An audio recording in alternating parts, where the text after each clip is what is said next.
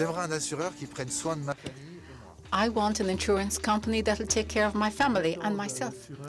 I want an insurance company to be responsive and to be open-minded.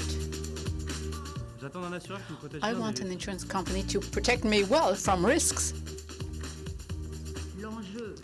Well, for me, the main challenge for an insurance company is a societal challenge.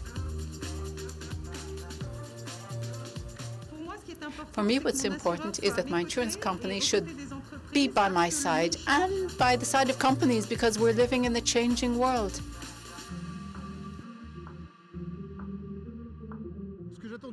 What I expect of an insurance company is that it should be very responsive and use modern means of communication.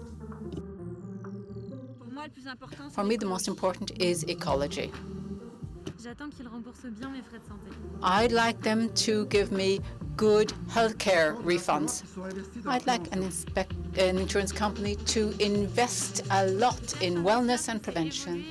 I'd like an insurance company to be adaptable, to adapt to changing situations. For me, as a young person, the environment is what's key.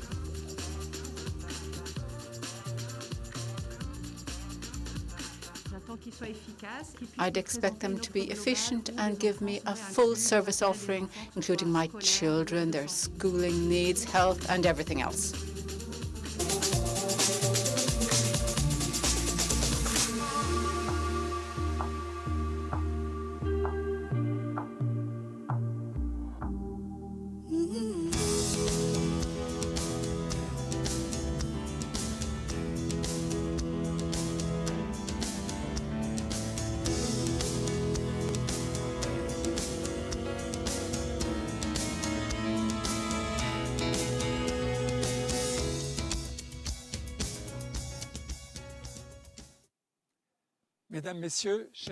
Ladies and gentlemen, dear shareholders, good afternoon. I'm very happy to welcome you to this combined general meeting of your company, which this year again is being held in very particular circumstances. The fact is that in the context of the COVID-19 epidemic and in order to preserve the health and safety of everybody, we've chosen to hold this annual meeting that we attach a lot of importance to, once again, in a way that is adapted and adjusted to the current health restrictions. So our general meeting will be held behind closed doors and is being, of course, broadcast live on our website. We've implemented all the necessary means so that this meeting can remain a special moment to provide you with information and have debates with yourselves in spite of the particular circumstances we're living in. So, for example, in order to dialogue with as many of you as possible during the meeting, there's a dedicated platform for the shareholders that's been opened and enables you, as of now and throughout our session, to ask questions and receive answers that will be given at the end of the session, of course. Ask questions in writing, by audio or video. You can access this platform via our website. I'd like to, before setting up the committee of this meeting, spend a moment to express my sympathy and my support to people who have been affected or are still being affected by this crisis in any way. I would like also to thank all of our people who for many months have proven their agility and their full commitment to helping us to provide continued services. So it's just a small group of people that's with me here today. We have, of course, Thomas Buberl, our CEO, Jean-Pierre Clamadieu, who is Senior Independent Director and is the Chairman of the Compensation and Governance Committee, and Etienne Bouel-Laurent, the CFO of the group. The board members of your company who are usually in attendance physically are attending the meeting remotely, like yourselves. I'd like to thank them on this occasion for their commitment and their active contribution to the proceedings of the board. I am also happy to salute Mr. Guillaume Faury and Mr. Ramon Fernandez, who have been offered as candidates to sit on the board if you pass the resolution accordingly this afternoon. We will now conduct the prior formalities before we open the session. We'll set up the committee of the meeting. We've convened the meeting, of course, in line with the legal provisions. There was an invitation to the meeting published on the 1st of March in 2021 in the French Legal Gazette, the BALO, and also a notice of meeting that featured in the same gazette on the 24th of March 2021 and announcement in the Les Affiches Parisiennes official announcements journal on the 24th of March 2021. I would now like to set up the committee of the meeting. As chairman of the board of directors, I myself shall chair this meeting. We shall appoint as scrutineers the company that's Axa Assurance IRD Mutuelle, represented by Mr. Nicolas Magnier, present with us, and the company that's Axa Assurance Vie Mutuelle, represented by Mr. Olivier Richet, present with us too. So thank you for giving your agreement to do that, and I suggest that as secretary of the meeting, we should appoint Mr. Etienne Bouin-Laurent. So we now have set up the committee of the meeting. We have our statutory auditors with us, PricewaterhouseCoopers Audit, represented by Ms. Bénédicte Vignon and Mr. Maxime Simouen from Mazars' office. They've been convened in line with the legal requirements by registered letter. Finally, I'm making available, of course, to all of the participants at the meeting all of the legal documents required by the current regulations. I would add that shareholders who've requested these documents have received them and have received all of the information provided for by law. And I'd like to say that as the meeting is being held behind closed doors, all of the voting process for the resolutions, the polls, have taken place by correspondence. So we have taken in the votes until 3 p.m. yesterday. So 16,678 shareholders have voted by correspondence or sent a proxy to the chairman, representing 1,522,469,174 shares, and representing therefore 63.96% of the total shares with voting rights and 65% of existing voting rights. So we now have a quorum for this meeting, and we are therefore duly convened as an ordinary AGM and an extraordinary general meeting. And at the end of this session, the outcome of the polls will be presented by Mr. Etienne Bouin-Laurent. We have convened you here today as a combined general meeting so that you can vote upon 15 resolutions that are part of the ordinary session and 13 resolutions that are part of the extraordinary session. As every year, I would suggest that you would authorize me to not read out in full the agenda of the current meeting and just take cognizance of the simplified agenda that you have on the screen before you. I would also like you to authorize me to not read out in full the report of the Board of Directors included in the URD of AXA. This report was made available to you at the head office of the company or was sent to you upon your request. I'd now like to give the floor to Thomas Buberl, who will present an update on 2020, the full year of 2020, and the strategic outlook of the group.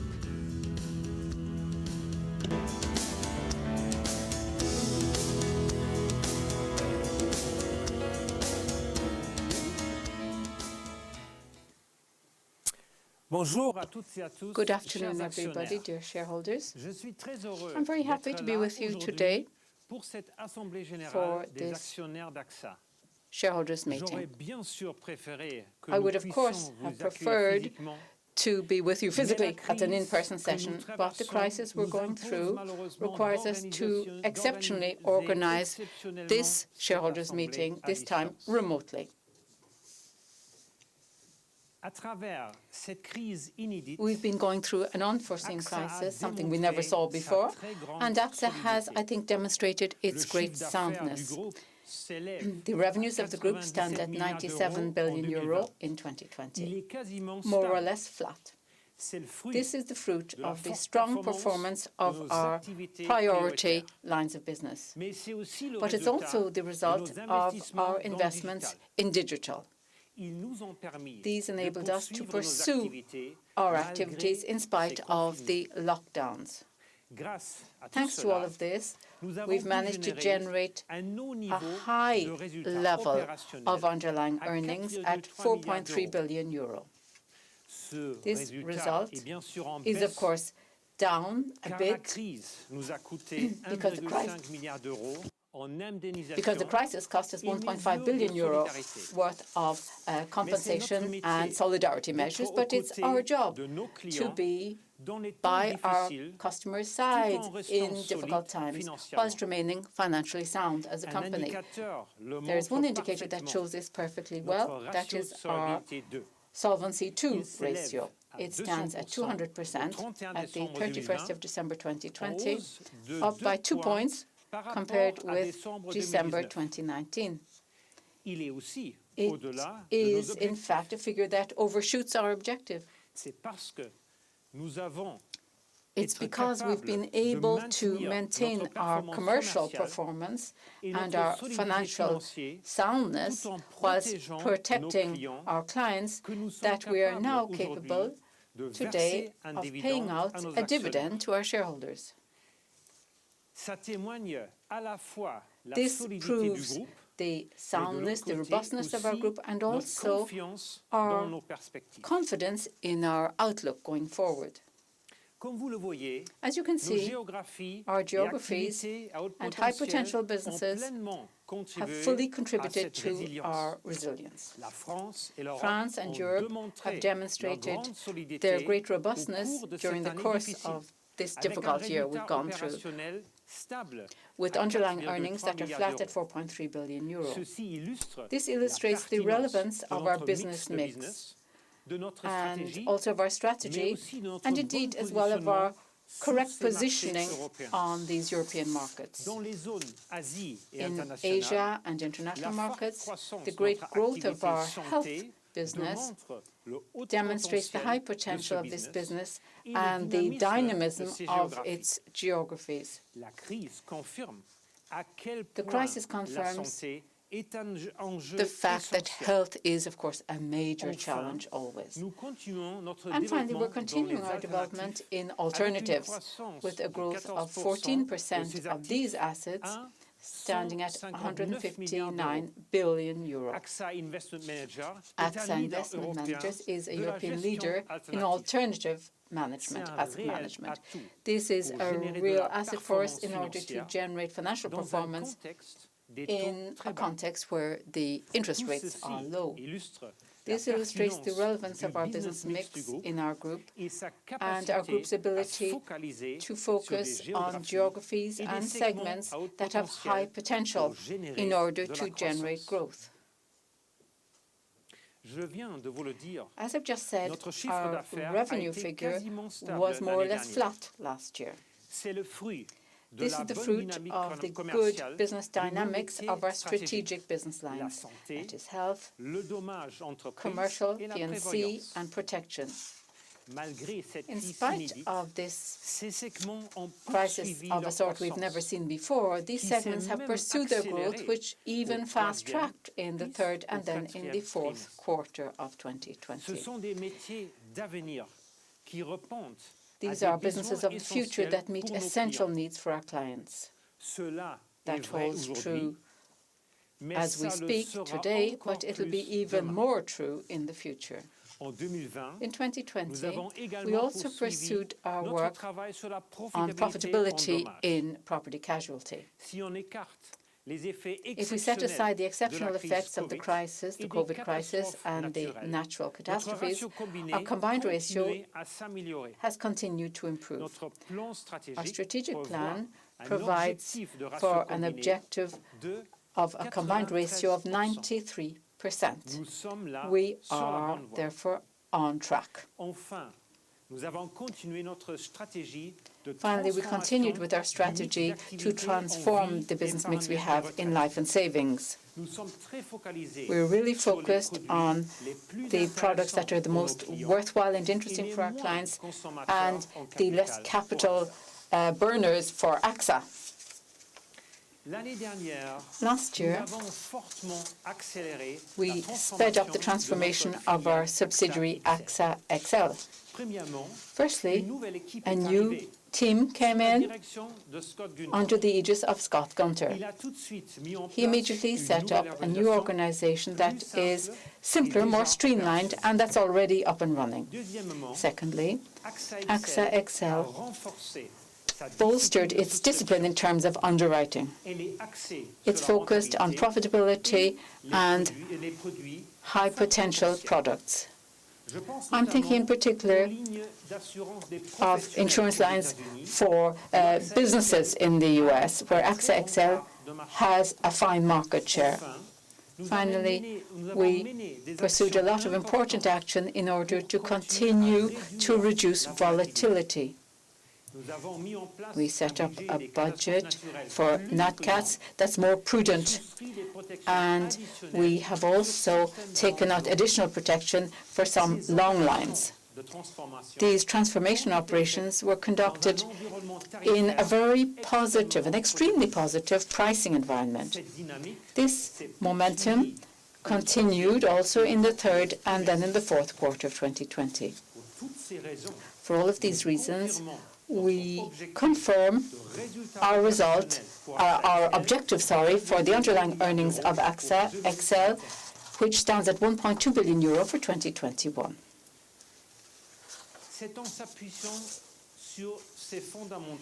We've got to be underpinned by our fundamentals. It's only by doing that that Axa can remain present for all of its stakeholders. And this is what it's been like in 2022, underpinned by our fundamentals. Firstly, we were at the sides of our 100 million clients. I'd like to recall that the impact of the claims and the solidarity measures connected with the pandemic stood at €1.5 billion worth of our earnings. That's the strength of Axa, to fully play our role as an insurer whilst being highly resilient at the same time. This soundness also enabled us to be closer to our people, the people working in the organization. We guaranteed that people could stay in their jobs and continue to do their jobs during lockdown without using state aid. Where some companies might have pruned down their projects, we, on the contrary, fast-tracked our policy vis-à-vis our people. We widened our strategy on home working, and we also deployed a global program for the health of our staff, especially mental health of the people working in the organization. In a few minutes, our Human Resources Director at group level, Karima Sylvant, will make a presentation. She will show you how we're speeding up the transformation of the Axa corporate culture. We also fully played our role in the stabilization and the stimulus to be given to our economy. When everything else stopped, we supported business activity. In France, for example, we devoted €700 million to bolster the equity base of SMEs. We're also going to mobilize €2 billion for the Prêt Participatif Relance scheme. Stimulus participatory loans.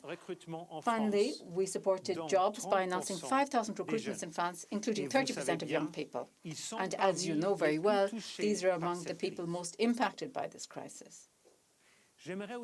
I'd also like to focus for a minute on our clients as well.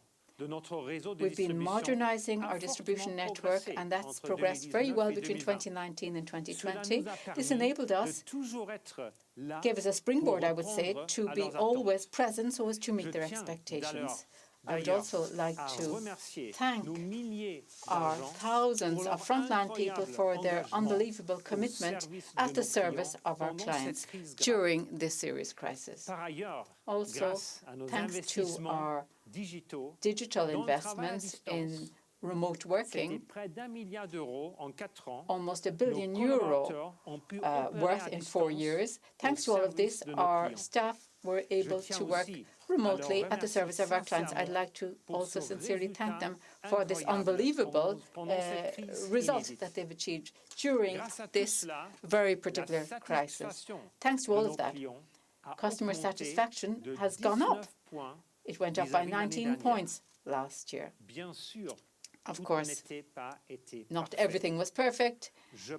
I'm thinking of some of our clients who encountered major difficulties, such as restaurant owners or cultural institutions. But Axa is more than 100 million retail clients and commercial clients that were able to rely on our help and support during this very serious crisis. I'd also like to say a few words on our commitment in the fight to abate the effects of climate change. In spite of the crisis, we continued to take active part in this combat against climate change. As investors, we launched a second transition bond, which is an innovative financial tool so as to finance the ecological transition of companies. We also increased our green investments by more than €4 billion in 2020. They stand at €16 billion. Our objective is to achieve €25 billion between now and 2023. Also, we extended our commitments as an insurance company by rolling out the Net Zero Insurance Alliance. This is a very important thinking process that can transform the way in which we select risks.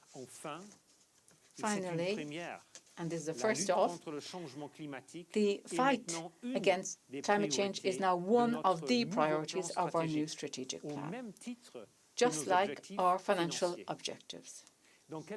In a few minutes, we will see here on the set Céline Soubran, who is our Director in charge of Sustainable Development, and Pascal Christori, who is in charge of investments. He's our Chief Investment Officer. They will both present to you the way in which our group has been committing in favor of the climate. I'd like to now give you a few insights into what the future holds in store. We're quite confident for 2021. We think that our companies will succeed in moving on from this crisis, and that AXA will be able to perform in the post-COVID period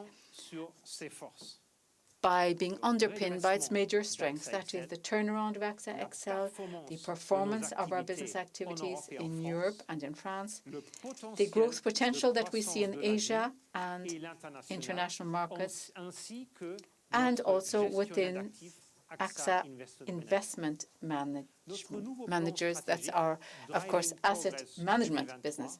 So our new strategic plan that's driving Progress 2023, that's the name of it, I'll come back to it in a minute. This plan has set down an objective for growth in the underlying earnings per share between 3 and 7% on average between 2020 and 2023. The baseline, the departure point for this objective, is a result of €6.3 billion. This amount for 2020 offsets the exceptional impacts of COVID-19 and of the natural disasters beyond the normalized levels. This level is in line with the 2019 underlying earnings. It testifies to our confidence in the implementation of our new strategic plan. This new plan, in fact, revolves around 5 priority actions for which we set ourselves very precise objectives. We want to develop in the segments of health and protection. For a start, the crisis has shown to what extent these challenges are fundamental. We want to grow our revenues in health and in protection by more than 5% per annum on average. Second priority, to simplify, streamline the customer experience and speed up our productivity efforts. The simpler a company is, the more agile it is, the better it will be positioned so as to meet the needs of its clients. If we reduce the useless stages, useless for our clients, I mean, by simplifying our organization, we will also be able to make fine savings, €500 million worth, between 2019 and 2023. Third priority is to bolster our underwriting performance. We're aiming, as I said earlier, at a combined ratio of 93% in property casualty between now and 2023. Fourthly, we're going to further bolster our climate leadership. We added to our commitments for the long term an intermediate step. That is the reduction by 20% of the carbon footprint of the assets in our general fund by 2025. And lastly, we have a fifth priority, which is to grow the cash flows in all of the group by upstreaming 5 to 6 billion euro of cash to the holding company. This is a key challenge. None of what Axa did during the crisis would have been possible without exemplary robustness. In addition to the objectives set for each of these 5 priority actions we've just been looking at, our plan that's driving progress 2023 also includes 4 cross-cutting objectives: to grow our underlying earnings per share by 3 to 5% per annum on average, generate more than 14 billion euro worth of upstreamed aggregate cash between 2021 and 2023, deliver operational profitability of our equity between 13 and 15%, and maintain our Solvency II ratio close to 190%. With the rollout of this plan that's driving progress 2023, this is a new strategic phase that is starting now for Axa. And to support me in this new stage, I will be helped by a renewed management team. It will enable us to promote internal talents, especially in the financial department and in Axa France. It will provide us with more diversity among the top management echelons. The organization will finally be simpler and revolve around deputy CEOs who will have a wealth of experience. Axa is now a group that's simpler, more streamlined, sounder, and focused on its strengths. Axa is a leader on the European markets, more often than not, among the top 3 of the insurance companies present locally. Axa is also the global leader in commercial property casualty. We are present everywhere in the world, especially thanks to our subsidiary Axa XL, which constitutes a unique platform for our clients.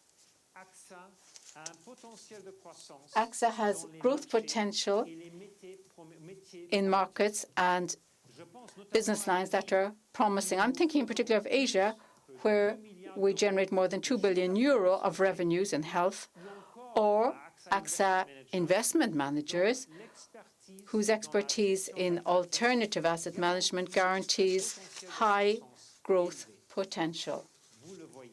As you can see, Axa is transformed, simpler, and focused on the markets and segments of the future. Especially, this is a fundamental point for us, the group is very well positioned so as to generate value in the long term. Before I conclude, I'd like to tell you how far we've got in implementing our purpose, acting for human progress and at the same time protecting what matters. We presented this last year. To make it concrete and operational for all of our teams, we are today rolling out the Axa Index for Progress. It aims at measuring and widening the impact of the purpose of Axa in our business lines via very precise objectives. Firstly, regarding our investments. To start off with the reduction of the carbon footprint of the assets in the general account by 20% between now and 2025, and the development of the green investment portfolio so as to reach a level of 25 billion euro between now and 2023. Then, in our insurance businesses, bolstering the share of insurance products that have a positive impact on the environment, and by the promotion of inclusive insurance with vulnerable populations. Finally, in our operations, as a responsible company, we are going to train all of the employees of AXA into an understanding of the climate-related challenges thanks to our climate school. We also have an objective of carbon neutrality for our businesses between now and 2025. The Axa for Progress Index incorporates also the position of AXA in the S&P Global Corporate Sustainability Assessment, which distinguishes companies that are the most responsible in the financial industry. In order to speed up the deployment of our purpose, we're also going to integrate the objectives of this index in the criteria for the compensation of the senior managers of the group. This initiative bolsters our process aiming at making AXA into a very responsible company vis-à-vis all of its stakeholders. To conclude, I would like to say that during this year, AXA has put in a particular effort in terms of solidarity, a non-rivaled effort that's shown its great robustness. We owe this to the teams of AXA and to our people who were extremely committed out there. I'd like to once again thank you all. We also owe this to the relevance of our strategy and of our vision. For these reasons, we are confident in our prospects going forward. Dear shareholders, thank you indeed for your... I thank you, Thomas Gould, for your presentation, and I'll turn it over to Karine Sylvain, who's in charge of human resources. She will speak about the acceleration of the cultural policy at AXA. Let's view a film that gives the floor to an AXA individual shareholders about how she looks at shareholding. I'm Isabelle Soiseau. I'm 54, married, 2 children. And I'm an executive in the metal, in the packing business for the past 35 years. I became a shareholder for the first time in my life between 20 and 25 years ago. And at the time, we went into the Lyon stock market with our company, and we were asked to buy some shares to support its growth. I liked it very much. Then I was tempted by other companies, 2 types of companies, I would say, more generally speaking, large CAC 40 corporations, but also more middle-sized ones in Dijon, Burgundy, which were developing regionally a local entrepreneurship around Dijon. To me, being a shareholder represents the fact of being involved in an adventure, support a company in its growth or in the adventure it's undertaking. It's also making sure that they can hear my voice in order to modestly participate in the decisions of the company and express what I want for the future of that company. AXA is a recent adventure for me. I started less than 2 years ago as a shareholder. The first criterion is about trust. That is, you trust your money to someone who you can trust, whether it's AXA or a multinational group or a very small Dijonais-based startup. I give this money trusting that you will be well managed. I just want to contribute. Once I've given that trust, we look. Trust doesn't exclude controlling, monitoring, so I give and I remain trustful. The fact of investing in a company gets us closer to the company, and at the same time, if a company were not fully aligned with my values, we would have a hard time investing in it. It's a question that we ask ourselves as a shareholder. Am I going to invest here? Am I aligned or not with the company? And sometimes you may want to leave a company when you feel look, we are not aligned with the values. I mean, aligned with Axa's value in the support to people. This is something that is dear to me that we all experienced during the health crisis, and Axa is present as an insurer. It's important to support people when they have hardships. I invest. To me, this is money which I may not need, but it's an investment over the long term, up until my retirement, and why not transmit it to my children?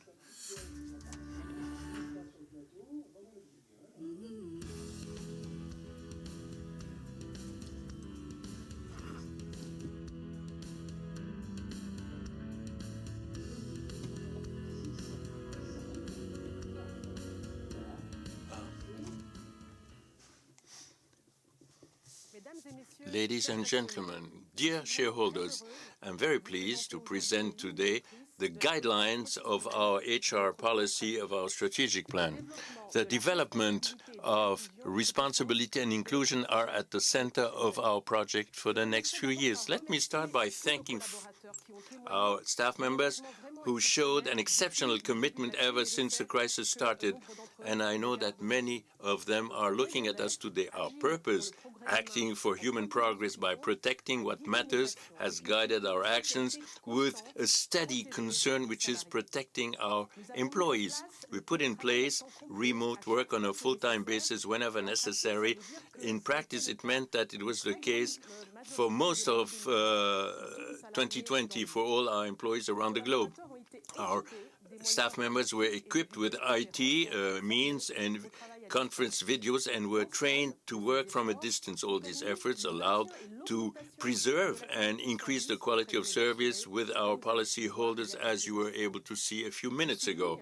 I'm underlining the fact that we also made the choice to preserve and protect the wages for all our employees, and we have never resorted to part-time unemployment or whatever was equivalent to this in the various states where we operate. Thirdly, our employees massively participated in solidarity actions that we put in place. For example, in France, nearly 1,400 colleagues were involved in so-called solidarity actions organized by our association Axa Index, and we are celebrating its 30 years of existence this year, and which has been working since it was created by Claude Bébia in favor of social, societal, and solidarity engagement. I'm stressing also that we maintain our hirings in 2020, as mentioned by Thomas, with special attention for the young and apprentices.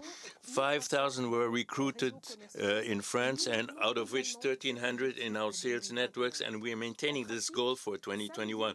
In practice, it means that during this lockdown period, we managed to maintain the integration itinerary of the newly hired one, including the apprentices, sometimes doing this from a distance. Team spirit was very strong during this challenging period. Our engagement rate, which we measure on a regular basis with our global internal survey, with the promoter score, the net promoter score of our employees increased by 14 points from December 2019 to December 2020, moving from 21 to 35. This continued to increase in 2021 and increased by a further 2 points during the most recent February survey. 2020, as you know, turned out when we launched our plan Driving Progress 2023, and there are some takeaways from this crisis which we included into our thoughts. And we came up with 3 essential chapters in our human resources strategy, which is work organization, health, diversity, and inclusion. I will now spend some time on each of them. The first chapter of our HR policy is about work organization with the implementation of what we call smart working. An essential takeaway from the crisis, I'm sure you will agree with this, is that work organization will sustainably be marked by remote work in the coming years. Before the pandemic had anticipated for many years remote working for 32% of our employees around the globe. We took advantage of the last few months to work out our vision about the post-crisis work organization. What is this about when we talk about smart working? It's about a model which combines remote work and being at the office. We do not believe in only working from remotely. The employees who want may work from a distance on an average of 2 days a week. We believe that presence at the office will be an anchor, which is essential because it's where you have some social connections that the corporate culture can be disseminated. 70% of our employees rolled out the smart working organization model by the end of 2021. It is the case for the headquarters of Group or also for AXA France, and the other entities will be moving towards this by 2023. Working that way leads you to rethinking management methods for more responsibility, and will be supporting our managers with more autonomy and more delegation for employees. It means that we have to rethink the way the teams may even work better together. As I said, the second chapter of our HR policy is about developing a global overall health program. This crisis has shown us to what extent investing in health is key. Our ambition, as Thomas said, is to be a leader in terms of health and lead by example by protecting even better our employees. That's an obvious thing. We decided to put in place in November 2020 an ambitious health program and about protection for our employees, and I'm very happy about this. This program includes 4 key services. The first service is vaccination against seasonal flu, which we provide in every company and which we will broaden out to the COVID vaccination. It's the case already in France. We put this COVID vaccination by following the recommendations of the government, and we are ready to commit ourselves in other countries as soon as local authorities allow that.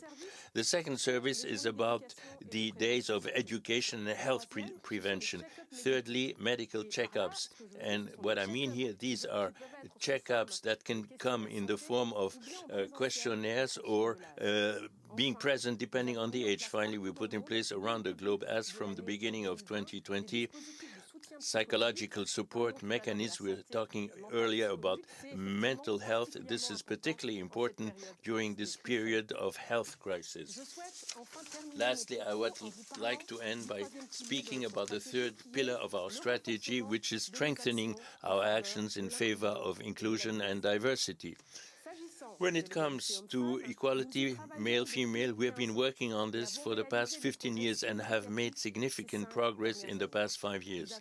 We have sharply increased the share of women among our executives and top managers in our governance bodies, as you can see in these figures. Our strategy, which consisted in setting our goals over the years and working on succession plans and banking on mentoring to develop our feminine talents, are now bearing fruit.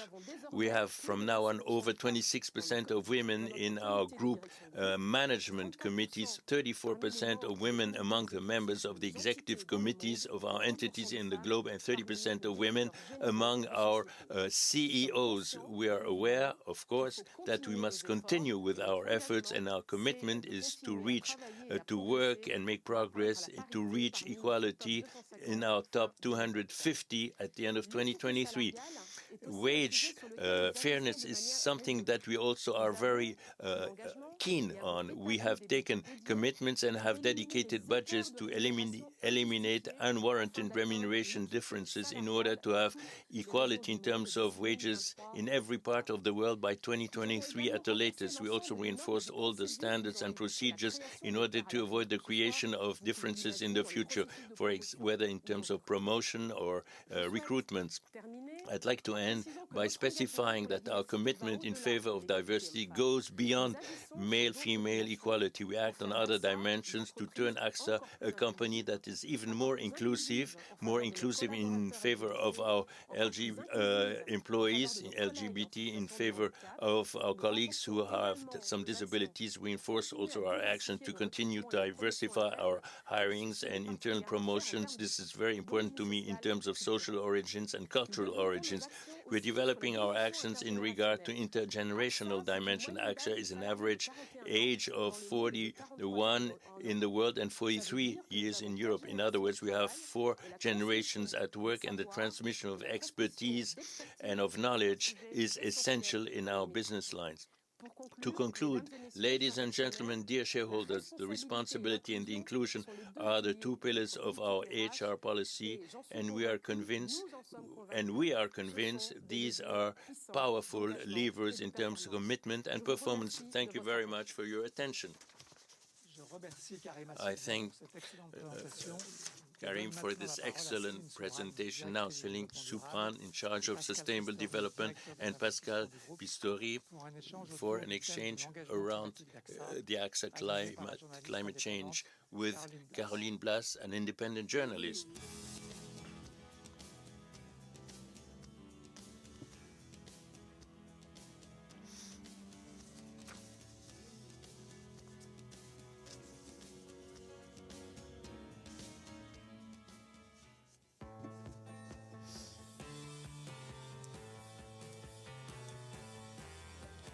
Acting for the climate is at the heart of our strategy. 2015, first actor to the Axa Climate Report, received many rewards. First play in 2017, alignment of Excel on the same restrictions, creation of Axa Climate to reinforce our climate resilience in 2018, 2019, new commitments, 2019 warming of our investments, 2019 green investment goal, 2019 100 million euros allocated to transition bonds, 2019 exiting fully coal, 2020 integration of the climate into our strategy, top of 20% of our CO2 footprint by 2025, 2020 new bond transition of 100 million. We are relying on our expertise and act to reduce the climate risk inspired by our purpose in order to act for human progress by protecting what matters. Hello to everyone. Together, we're in this 2020 shareholders meeting. We have a new sequence dedicated to Axa's commitment in favor of the fight for the climate. This is part of the strategy of the group since 2015. To speak about this, Céline Soupran, in charge of Axa Sustainable Development. Hello, Céline, and Pascal Pistori, in charge of investments and the asset liabilities management. First question, Pascal. We've just seen this through this video. Axa is a major player who has been committed in favor of the climate for the past decade. You were a forerunner. What were, according to you, the main steps that allowed to put this overall approach in place? Look, I think we were forerunners, and we want to stay this in order to have more progress. More than 10 years ago, we put in place a governance dedicated to responsible investments to steer our initiatives in our investment portfolios. Initially, we moved out of palm oil, and then we initiated our exit from the coal, and so this is something that we really came up very strongly. We have been selling 3.7 billion of assets in order to lighten up our coal and no longer finance coal. By the way, after that, we announced our total exit from the coal business in 2030 for the OECD countries and 2040 for the other countries in the world. There's another major step, the social and governance environmental criteria. Can you tell us something about this? Yes, we included into our the internal rating of especially our bonds, the ESG parameters which allow to make sure that there's a resilience of our investments over the long term. I'm convinced that to ensure that we have resilience, if we invest in a company, we must be able to have some visibility about the energy plan of that company and how that company will be implementing such a plan. So we've just talked about the investment-related actions. What about insurance? Well, we were precursors in investment, but we're very active too when it comes to insurance. That's our business, after all. Now, very briefly, we gave commitments in 2015 on the investment side, but we also added exclusions to our insurance policies, and gradually we started to exit from coal in terms of insurance cover and also oil sands, that are two sources of energy that are most carbon intensive these days. In terms of exclusions, our objective was to come up with innovative solutions that our clients would expect to see. They're also concerned about climate change. So our objective for the coming year is indeed to develop green insurance premia, that is, green services and products for our clients. And, for example, we try to foster the right kind of behavior. If they're looking to purchase a new vehicle, we try to promote electric vehicles, hybrid vehicles, and so on. We're also integrating the circular economy in claims management. We're reusing spare parts that have already been used, and also proposing construction on the basis of green standards after a fire or some other claim.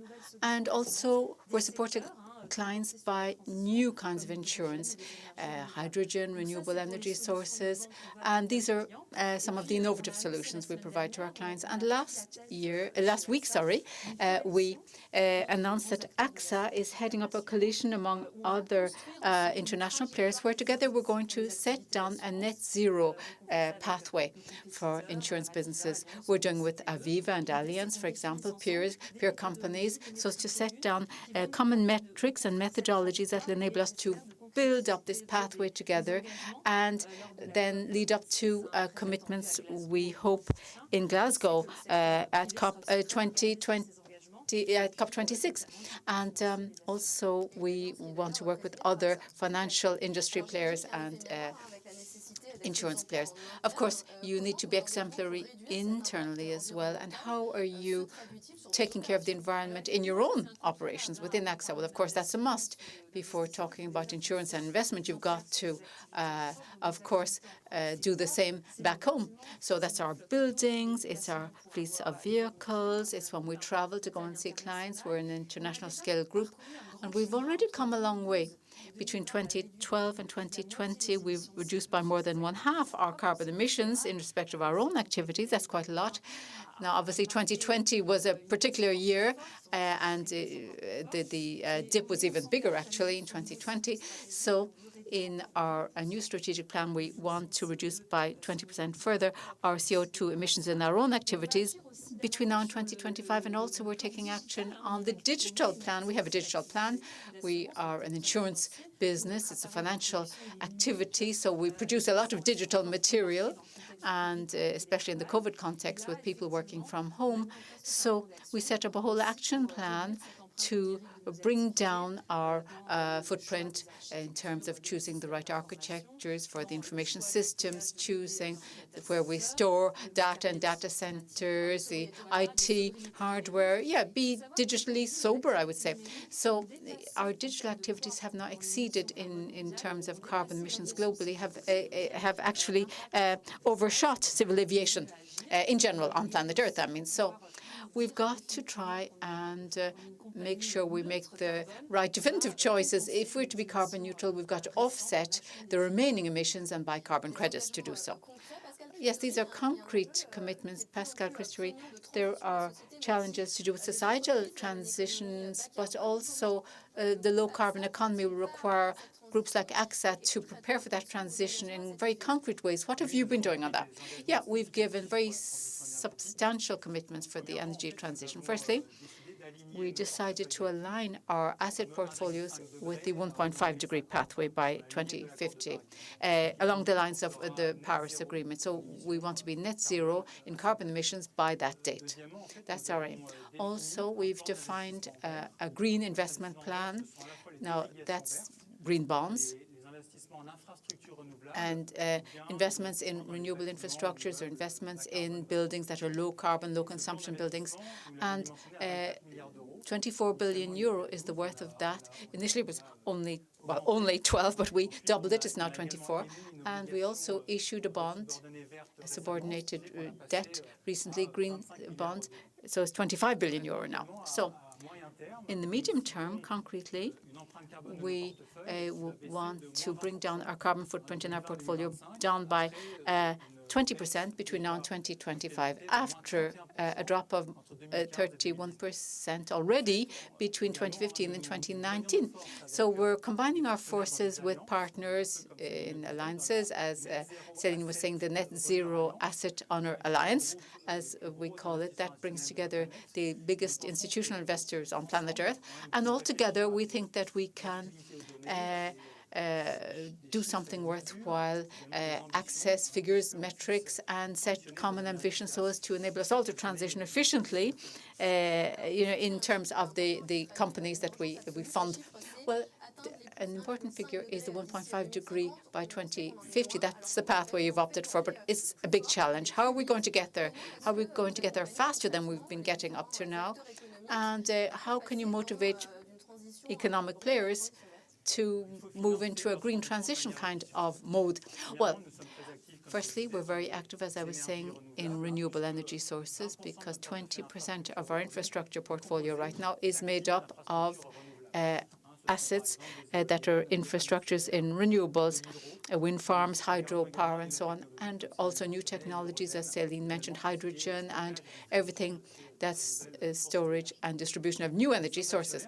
So we're shareholders of several companies, like a Spanish company that's developing renewable energy sources, and also a company called ELL, European Locomotive Leasing, ELL, that operates electric locomotives made by Siemens. And also we're going to finance 1.9 billion euro worth for the Société du Grand Paris to develop greener transportation in the Paris area, urban area. We're also sponsoring financing tools that widen the scope of pure green investments. So we defend the hypothesis that several shades of green are what we want, so that companies that are financed can implement their own transition. We are sponsoring a new tool called the Transition Bond, twice 100 million euro with BPCE and CACIB, respectively, and so as to foster transition in the right way. Well, Céline, Axa was a precursor since 2015, even since 2010, as we said, and more recently, the Axa Group has put in the fight for the climate into Driving Progress 2023, its strategic plan. So what's the follow-up now? Where do we go from here? Well, we've got to support the move by onboarding all of our people in the organization. They're already very motivated about this. We saw the setting up of a spontaneous collective to deal with climate issues in our entities in France, acting inside and outside the company. We have AXA volunteers that are mobilizing their efforts for NGOs outside the company, and a lot of volunteering goes on in the company and outside. But we've got to go further. And often we draw a parallel between the digital transformation that we went through 10 years ago and what's happening now, this transformation around the climate and the transition. And it impacts human resources and the upskilling of our people in these respects. So that's why we're going to offer our 120,000 employees training on the climate, so as to give them scientific basis about the phenomena to do with climate change and how to mitigate, how to adapt, and so on. And then what does it involve in their job that they do as an underwriter, as a claims manager, as somebody in charge of IT architecture, whatever, or in terms of a procurement officer, so that they can factor in these challenges day to day and in their jobs. So also to reward efforts. That's the idea. The efforts put in. Thomas presented in his introduction our Axa for Progress Index that consists of 7 concrete quantified objectives. And when the results are achieved, they're built into the compensation schemes of our people. 30% of the variable component of their pay of 5,000 senior managers and middle managers in the group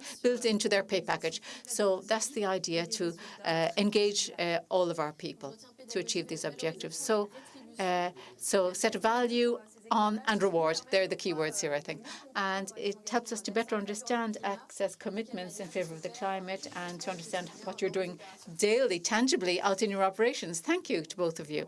Thank you, Caroline Bless and Céline Soubran and Pascal Christori. And now we'll give the floor to Etienne Bouin-Laurent, who will present the financial results for 2020.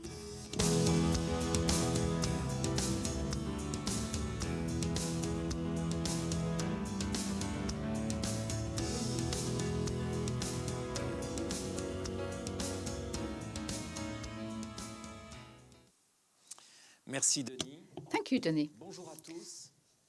Hello to everybody. Dear shareholders, I'm very happy to be with you today to present the main performance indicators of AXA in 2020. I'd like to start off with the revenues, which stood at €97 billion in 2020, more or less flat, minus 1%. It shows the soundness of our group in a difficult context. All of our priority segments, that is commercial, P&C, health and protection, recorded fine performance levels. This demonstrates the relevance of our strategy. The revenues of our priority segments, representing two-thirds of the total, progressed by 3% in the year. If we look at this trend in a more fine-tuned manner, well, we recorded strong growth in the first quarter, then a dip in the second quarter because of the strict measures enacted to fight against the pandemic in our different markets. After that, we bounced back in Q3. Then we saw speeding up in Q4, in particular in our target segments, up by 5% for that last quarter. This places us in a very conducive dynamic for 2021. We're quite confident for the future, especially the pursuit of the pricing dynamics in commercial P&C and a growing demand that we see for health and protection solutions. I'd now like to move on to the revenues business line by business line. In P&C, for a start, it went up by 1% for the year. In commercial P&C, we recorded a growth of 2% for the year, and it bounced back in the second half of the year. In particular, the pricing dynamic sped up, especially in Axa XL, with price upswings greater than 20% in insurance. This dynamic was continued in 2021 and will continue to have a positive impact on the growth of our margins. The personal P&C activity was more or less flat in 2020. The revenues went down slightly, minus 1%, because of the drop in the commercial dynamics during the lockdowns in France and in Europe, particularly in motor insurance, knowing that prices remained flat. 2020 was, of course, first and foremost marked by the COVID-19 pandemic. We confirmed the overall impact of €1.5 billion due to COVID-19 in terms of our earnings, in line with our estimates that we announced in June 2020. In the latter part of the year, we recorded an additional impact in commercial P&C, especially in Axa XL, which was offset by a reduction in the claims ratio in personal insurance. In business interruption, we adjusted the claims so as to take account of the introduction of new lockdown measures, decisions handed down by the courts in the UK and Australia also. Also, there are still a few uncertainties concerning proceedings still underway in France. The cancellations of events remained flat. On the other lines, that's lending, financial lines, liability and travel insurance, we increased our reserves even though we recorded a very small number of claims declared up to now.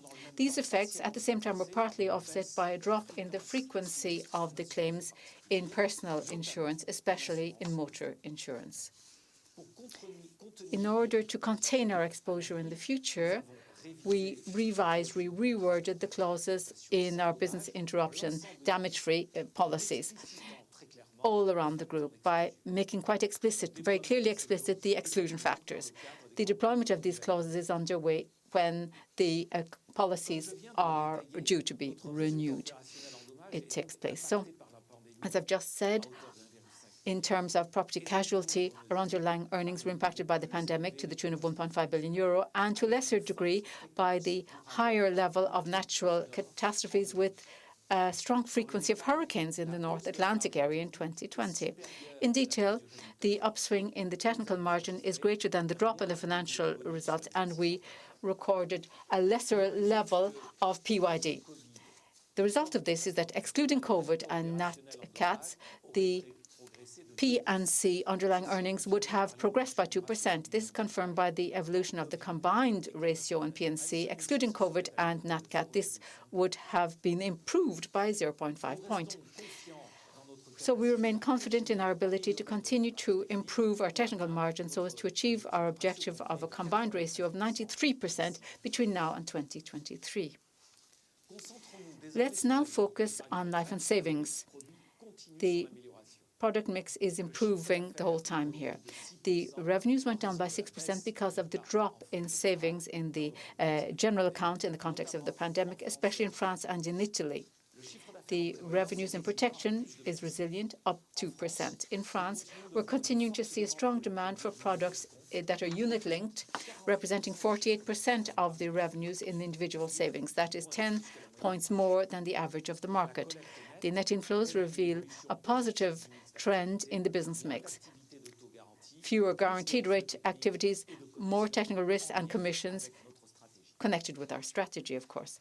For the future, we anticipate a bouncing back in the revenues in life and savings, according as the impact of COVID will diminish, with continued growth in protection and unit-linked products.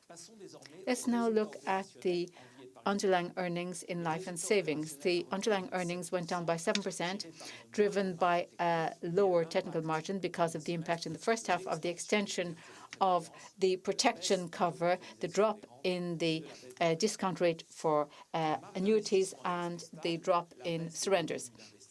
The investment margin remained flat. The drop in the income from investment was offset by the drop in the lending rates for clients. The expenditure went down, reflecting the measures to limit cost in different geographical areas. The technical margin should improve in 2021 compared with the levels we saw in 2020, whilst the investment margin should slightly dip given the low level of the interest rates currently. Let's now have a look at health. The revenues of this business line post growth of 6% in 2020 in all of our geographies and in personal insurance and collective insurance schemes. In Asia, the revenues went up by 9%, with an upswing in volumes in China and Japan and an upswing in prices in Hong Kong. The underlying earnings down by 1%, the growth in revenues being offset by an upswing in the combined ratio. In France, the gains made thanks to the reduction of the frequency of claims during the lockdown were offset by exceptional taxing and the French health reform. For the future, we anticipate a return to normality in the growth pathway of our earnings in line with the trend that we will see in the revenue figures. Let's now move on to asset management, which continues to be shored up by alternative asset management. The assets under management went up by 7%, reaching a record level of €858 billion, plus 14% for the assets managed by Axa IM Alternatives. The net inflows stand at €40 billion in the sectors that are core, alternatives, and in our Asian joint ventures.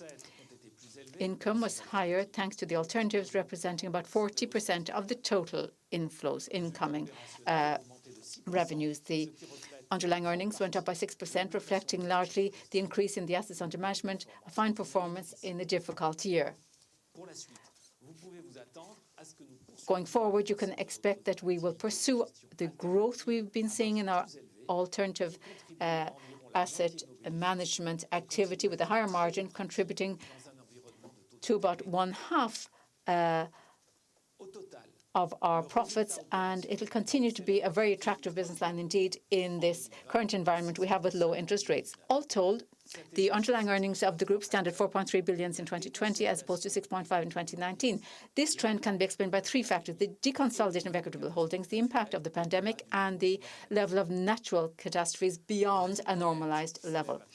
The net income stands at 3.2 billion euro. The net capital gains achieved stand at 337 million euro, an amount that's quite superior to the one we had in the first half. That reflects market conditions that were more conducive in the second half of 2020.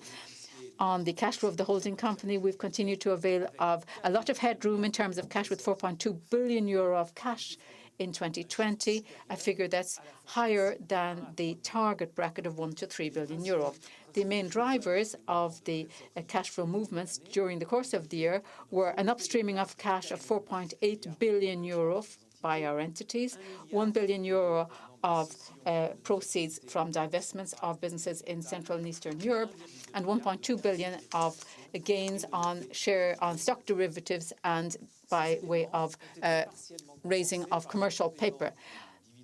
These items were partly offset by the payout of a dividend for 1.7 billion euro, the holding company cost for 1 billion euro, and also the reconstitution of the cash flow headroom at the level of the entity, standing at 1.4 billion euro. Let's now move on to the balance sheet.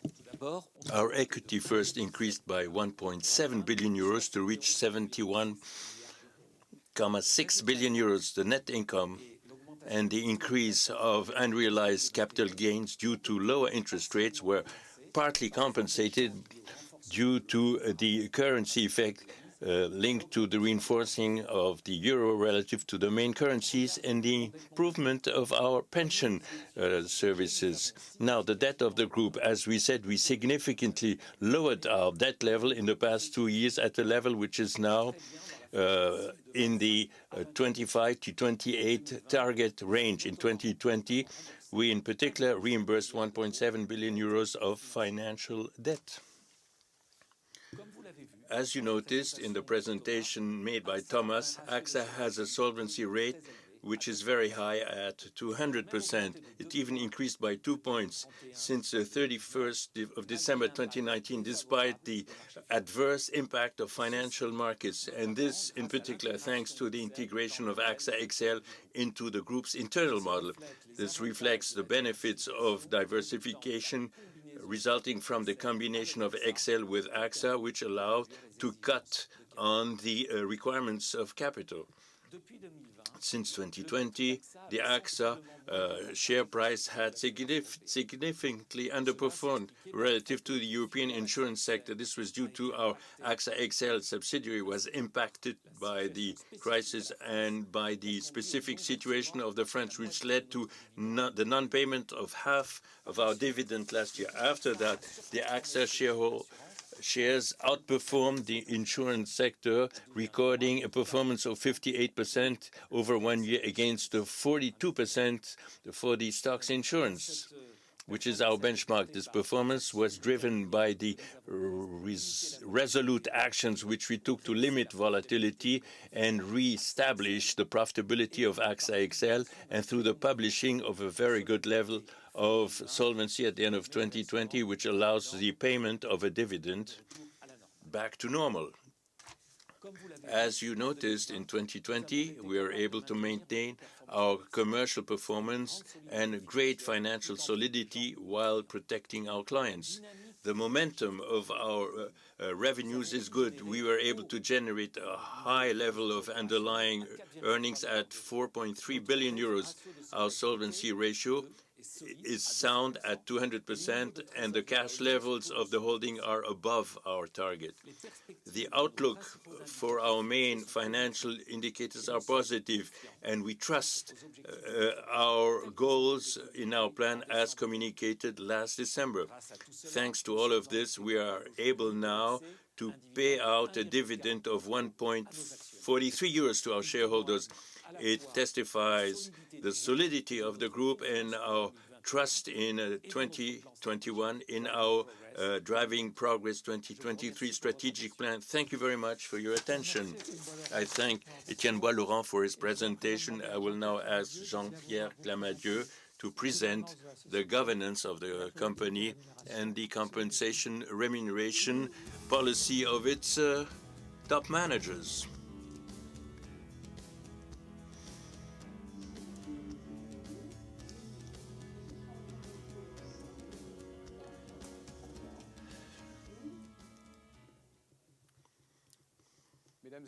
Ladies and gentlemen, dear shareholders, as the chair of the Governance and Remuneration Committee and independent director, I'm extremely pleased to report both about the functioning of AXA's governance and also about our remuneration policy for our top managers. It's a topic on which you'll have an opportunity to express yourselves through a series of votings. On the screen, the current composition of our board. It includes, to this day, 16 members, 10 women and 6 men and 9 nationalities. The percentage of women at this board, not taking into account members representing employees or shareholder employees, is today at 54%. In agreement with regulation, this diversity of women is combined with a variety of different functions, roles, and professional expertise, which promotes depth and quality of our discussions. When we need to choose new directors, we pay close attention to the expertise and skills that they may provide. We look to strike an appropriate balance among these various experiences and skills in terms of age, nationality, and so on, and culture. And also, we need to assess the independence of our directors in light of the Code AFEP-MEDEF recommendation. We considered early this year 11 of our members out of 16 that could be characterized as independent directors. On the slide on the screen, you see a representation, a summary of the functioning of the board. The board relies on the work of 3 committees who prepare the decisions through detailed recommendations and analysis. As my role as an independent director, I ensure that all the independent directors may play their role in a practical way. I participate with the chair of the board and the CEO in the preparation of each board meeting. We review together the timetable of the meetings, their agendas, as well as the documents sent to the board members to make sure that these documents allow quality discussions. It behooves the board, as you know, to take the most significant decisions, especially the split of the function of chair and CEO, and appoint the CEO, and then the board appoints its chair and then has to approve the strategic orientations that are the most important ones in our company. As announced last March, Mr. Denis Duverne, our chair, will be leaving as scheduled his position as a chair following his term in April 2022. We are concerned about identifying his successor. Following an in-depth preparation process of the succession undertaken by the Governance and Remuneration Committee in the last few years, your board decided unanimously several weeks ago to appoint Antoine Grossin-Grainville to succeed him. The wide experience of Antoine's his experience in terms of experience in business and the public service, his experience at the head of a firm of lawyers in Paris will be assets to help Access continue its development and have future successes. His appointment will be enforced in 1 year at the end of our next AGM. It will help Denis Antoine to cooperate closely for 1 year to have the most efficient succession. If we look now at the work of the board of directors, we saw, of course, a very sustained activity this year. The board gathered 14 times, nearly exclusively in the form of distance or remote attendance, with 97% being present on average. The 3 board meetings held 18 meetings 2020 with a presence of 100%, dealing with the main topics that we had to deal with. I can mention some, the group strategy, how to manage the health crisis, AXA XL's transformation, the disposals and significant acquisitions, and also looking at the half-year and annual accounts now, distribution payout and capital management policy and internal assessment of risk and solvency, ORSA report, the internal model of AXA, and written policies established as part of Solvency II. The succession of the board chairman also was at the heart of our discussion. The makeup of the committees of the board, the examination of the group strategy in terms of social responsibility were very active due to specificities that we all know. As we do each year, we assessed our functioning.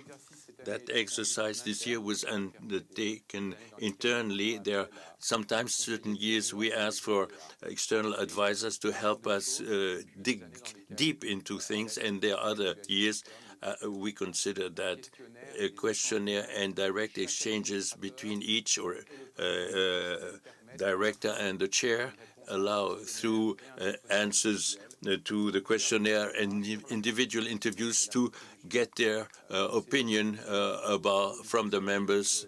And I also exchange with each one of my director colleagues to evaluate the performance of the NEO chair and provide an additional look to that assessment. We assess, which is very important, the personal contribution of each director, which is communicated to him during an individual interview by the chairman. We have an assessment mechanism which is quite thorough. The overall conclusion of such self-assessment, the main identified progress axes were looked in detail, first of all, by the Governance and Remuneration Committee, which issues recommendations which are discussed and approved by the board. They were done so in December last. The conclusion of that assessment is a very favorable opinion expressed about the functioning of the board. The recommendations coming were considered as widely followed up. However, as is the case each year, we try to further improve the way we operate. Obviously, the health crisis, with the constraints that we have in terms of distance meetings, have to be taken into account, and by adjusting our way of working, we're able to do our best given the context in which physical meetings are not possible so far. The main points of improvement identified during these self-assessment exercises deal with the makeup of the board, particular attention being paid to the selection of the future directors in order to continue to benefit at the board of insurance-related, the digital expertise, marketing skills, but also there's a need to see new directors who have experience and who are still working and contribute to provide an additional look at the way we operate and contribute again to the quality of the decisions of that board. We also noted the need to pay special attention to the succession process of the financial and audit committees. They require special skills and expertise, and in this field we need to plan things ahead of time, as you will see later on.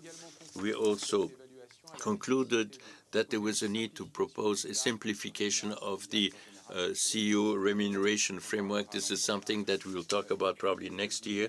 And as I said, we need to develop a remote culture functioning. Hopefully, physical meetings will be possible again. We have adjusted the way we meet, and we have multiplied informal contact on a 2-by-2 basis, one-on-one, to make sure that we can continue efficiently. We organize at the beginning of each year a preliminary session to allow directors before the meeting to express freely about each one of our topics, the priorities, where they feel we should discuss things most. This is what I wanted to share with you when it comes to the functioning of our board of directors. And then I suggest now, slide number 7, to come back to the resolution pertaining the position of the board, which will be proposed to later on to renew the term of Ramon de Oliveira. You see his picture and his curriculum vitae. He's been since 2009 the director of our company. He's now the chair of the Financial Committee and member of the Audit Committee. According to the recommendation of the Governance and Remuneration Committee, the board wants to put forward the renewal of his term in order to continue to benefit from his wide experience and his in-depth knowledge of the financial and the insurance sectors. If his term is renewed, Ramon, who's has been a director of your company for 12 years, can no longer be considered as an independent director in light of the AFEP-MEDEF recommendations. However, we adjusted our internal rules so that on a temporary basis he can continue to act as a chair of the Financial Committee in order to prepare his succession.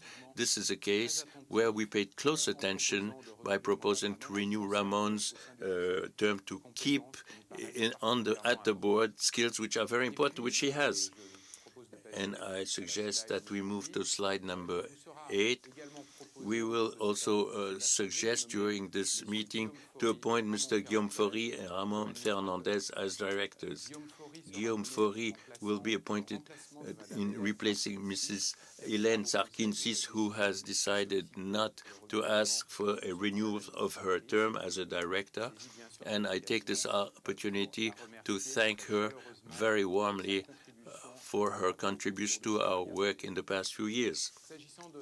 When it comes to the appointment of Guillaume Faury, of course, his profile as an executive manager was important for us. He works in a company with a global presence. He's a CEO of Airbus now. He was also in charge of research and development, a member of the management board of PSA Peugeot Citroën from 2009 and 2013. Let's view a short film of Guillaume Faury. My name is Guillaume Faury, and I'm the CEO of Airbus since 2019. After a few years in the flight test center of the French Ministry of J'ai Defense, rejoint le groupe Airbus en 1998. J'ai rejoint à l'époque l'Eurocopter, qu'on connaît maintenant Airbus Hélicoptère aujourd'hui. I started my career as a Au flight test début engineer. de ma carrière, j'étais au centre d'essai en vol du ministère de la Défense français. J'ai finalement été en charge d'organisation plus grande. Dans ma carrière dans l'aéronautique, l'automobile, la défense, j'ai acquis de l'expérience business and international, and also sometimes in managing complex and challenging situations whilst leading transformation. I enjoy being part of a team and serving a common cause with a team. Placing people at the center of the business matters to me. I would be genuinely pleased to join the Axa Board of Directors, Axa being a benchmark company in its sector. I'm particularly interested by the spread of Axa's activities, by its international reach, its role in society, and the fast-evolving business context in which it operates. Last but not least, I would be extremely glad to work together with the experienced and inspiring set of people in this board of directors and to grow and learn with them. I will bring my industrial, international, and technological experience, as well as my personal approach to leading a company, and I'm looking forward to sharing my contribution with the board of directors. Bien, j'espère que cette petite vidéo vous a... Hopefully you were convinced with this video about the specific qualities that Guillaume Faury could provide to our board. We are very happy that an experienced leader such as him has accepted to apply to your general meeting. Now, in favor of Ramon Fernandez, we, of course, have selected his wide experience and his in-depth experience of the financial matters of regulation. He's a deputy CEO of Axa of Orange. He was in charge of the Treasury Department representing France or the state at the board of CNP Assurance. That was from 2009 and 2014. Let's now see a short film pertaining to Ramon. My name is Ramon Fernandez. I'm the Deputy CEO of Orange in charge of finance, performance, and development. I joined Orange in 2014 after about 20 years in the public service where I held mostly financial positions. I began my career in 1993 at the General Directorate of the French Treasury, where I took a close interest in the regulation and supervision of the financial sector and the markets in international finance and in the challenges of the state as shareholder. Before becoming the Director General between 2009 and 2014, I had the opportunity to spend 2 years in Washington at the IMF at the time of crisis in emerging countries, and then to serve as an advisor to French political leaders, the Minister of Finance, the Minister of Labour and Social Affairs as head of office, and the President of the French Republic as his economic advisor. Throughout those years, and since I joined Orange, I have been passionate about economic and financial issues, European and international matters, strategic and regulatory concerns, about combining growth and financial security, short-term and long-term. The insurance industry is at the crossroads of all these issues. I am committed to bring this experience and my appetite for debate as a vector of values to the board of directors of your great company, if you trust me. The board examined the situation of these two candidates in light of the AFEP-MEDEF recommendations, and we decided that they could be considered as independent. So subject to a favourable vote, of course, later on in the meeting, the size of the Board of Directors would be temporarily increased in order to enable your board to avail of the presence of an executive manager in office from a multinational group, that is, that doesn't hold any external office, and also the future chairman of the Financial Committee, which would make it possible to help the current chairman to efficiently prepare his succession at the head of that committee. So after this presentation now of the functioning of the AXA governance in 2020, we should perhaps move on to look at the compensation policy for the senior managers of the company. In line with the legal provisions in this respect, your meeting will be asked to give its opinion on the components of compensation paid during or granted in respect of financial 2020 to each corporate officer, and also on the policy concerning compensation applicable to the corporate officers in the company for fiscal 2021. So all told, there are 6 resolutions that were put to the vote. 3 resolutions concerning the compensation ex post of the chairman of the board, of the CEO and the board members, and 3 resolutions concerning their compensation ex ante. So in this context, you will see summed up on the chart here on the screen the different components of the compensation of the senior managers and the top management people in general in AXA. The compensation, the cash component of compensation in the short term is constituted of a fixed component and part of the annual variable compensation. Then we have the items of deferred compensation, which are made up of the other part of the variable annual compensation and performance shares. So this compensation structure aims at fostering convergence of interest on the management side with the interest of the company and its shareholders in the medium and long term. In preparing the proposals for the board concerning the compensation of the CEO, the Compensation and Governance Committee appraises all of the components of compensation. We also look at the practices in the benchmark market, that is the peer companies of AXA at European level and global level, and the objective here is to propose a structure that's consistent and coherent and levels of compensation that are competitive. The idea is to encourage performance and align the levels of compensation actually received with the earnings of the company. So the Compensation and the Governance Committee regularly reviews, of course, the general principles of the compensation policy of the group, and to this extent, we are very attentive to internal fairness and the fact of taking account of the individual and collective performance put in. So the board, on the basis of a proposal of its Compensation and Governance Committee, decided therefore to set the annual target compensation in cash of the CEO at €2,900,000. This compensation is broken down into fixed compensation and target variable compensation. The annual fixed compensation of the CEO is €1,450,000 and the annual variable target compensation, which is fully subjected to demanding performance conditions and aligned with the strategy of the group, stands at €1,450,000. The determination of the amount of the total compensation of the CEO and the balance between and among the different components, fixed and variable, is always underpinned, in particular, by a study conducted by an outside firm concerning the practices in terms of compensation for similar posts in a sample of companies in the CAC 40 index and in the main companies internationally in the financial industry.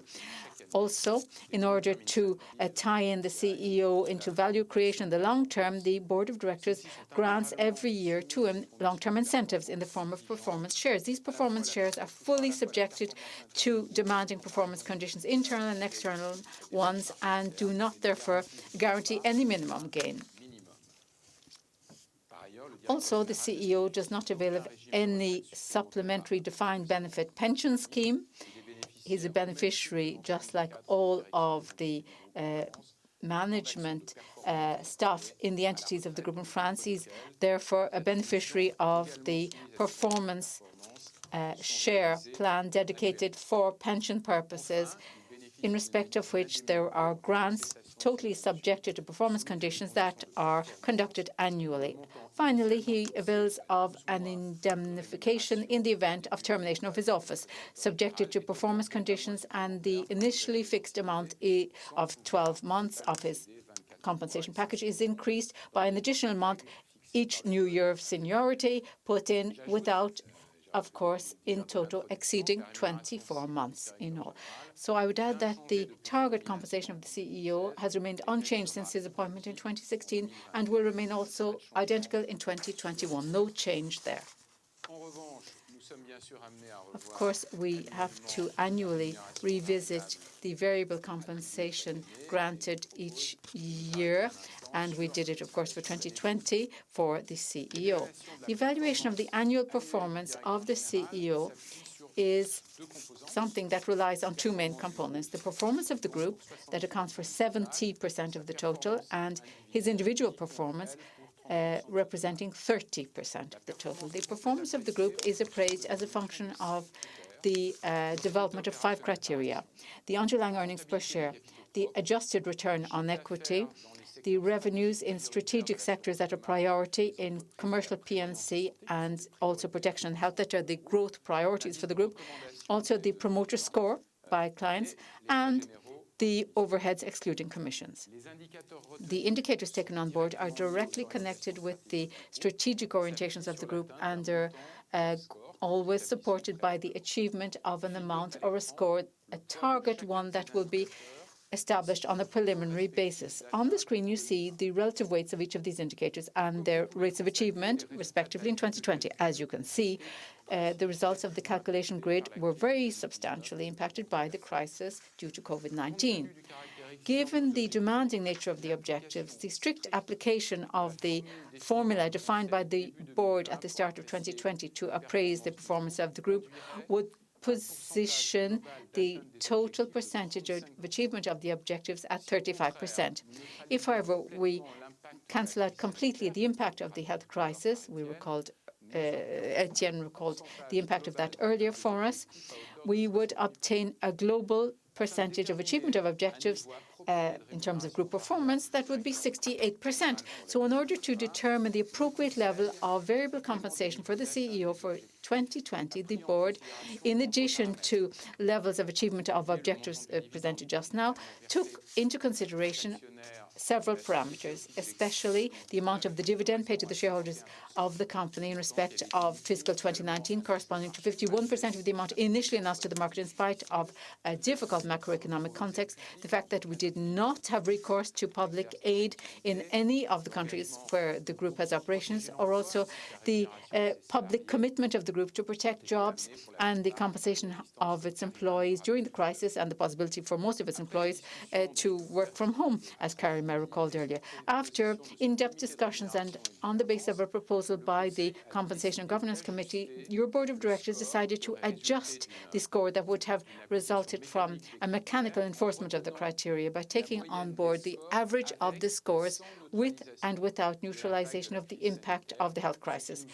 That led us to setting down the score for the achievement of the objectives at 51%.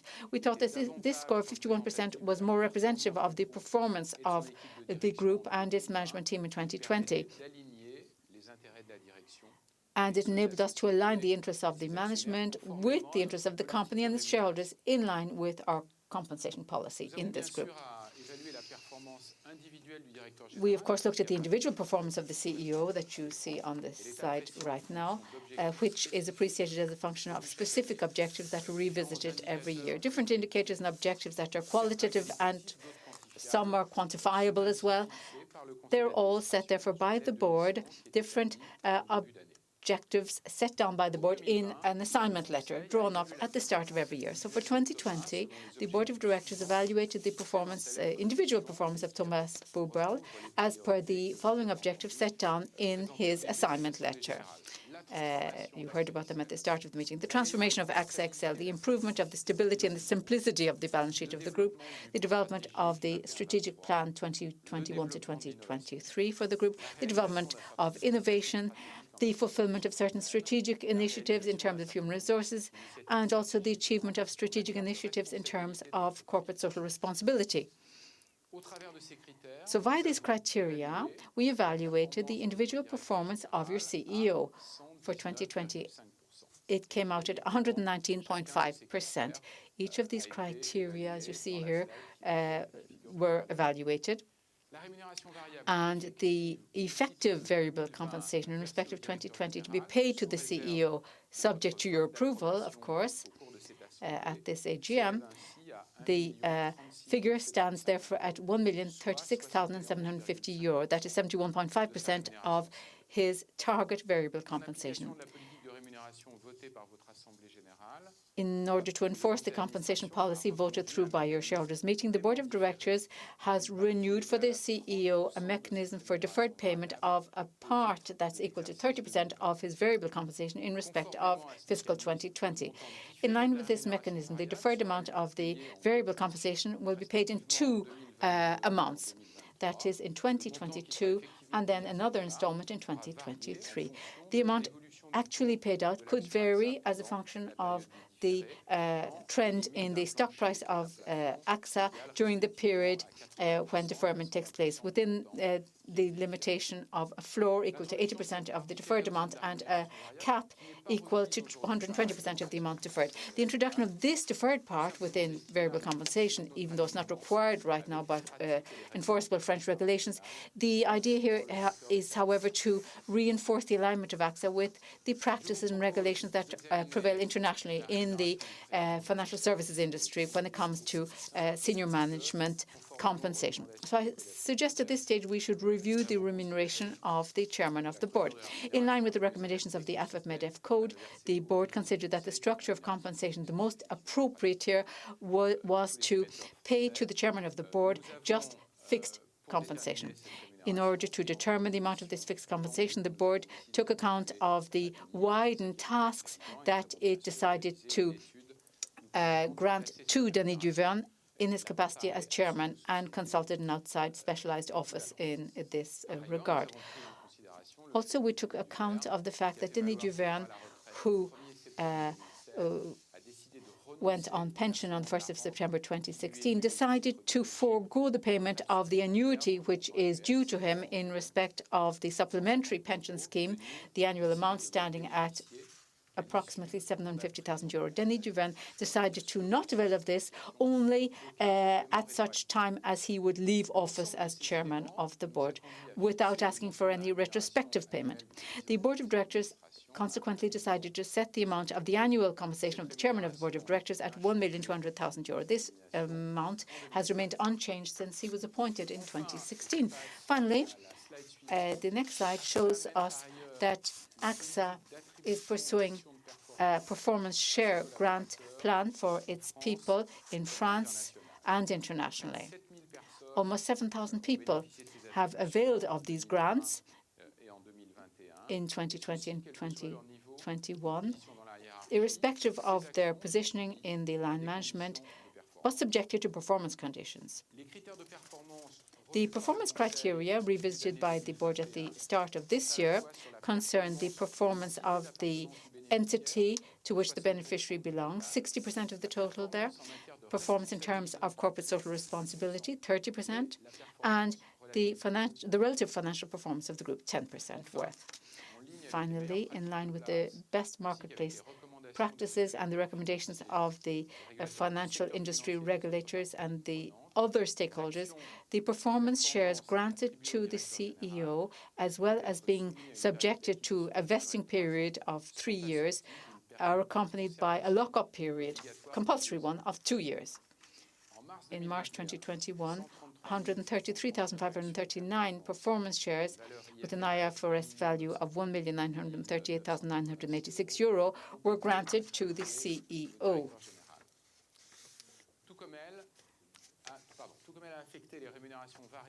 Now, the health crisis affected the variable compensation in terms of cash, and this health crisis will also substantially impact the rate of achievement of the past performance share plans, given the demanding nature of their performance conditions. So that's why, in these exceptional circumstances, the Board of Directors, after looking at the scope of the impact, which should result in rates of achievement varying from 55 to 65% in 2021, and 30 to 45% in 2022 and 2023, and the scope of the impact, which could affect substantially more than 7,000 employees, we decided, therefore, to not adjust the 2018 plan, and the shares will be definitively vested in 2021, so that the impact of the crisis will be marked in the way for the beneficiaries of that plan, and also adjust partially on particular points the 2019-2020 plans.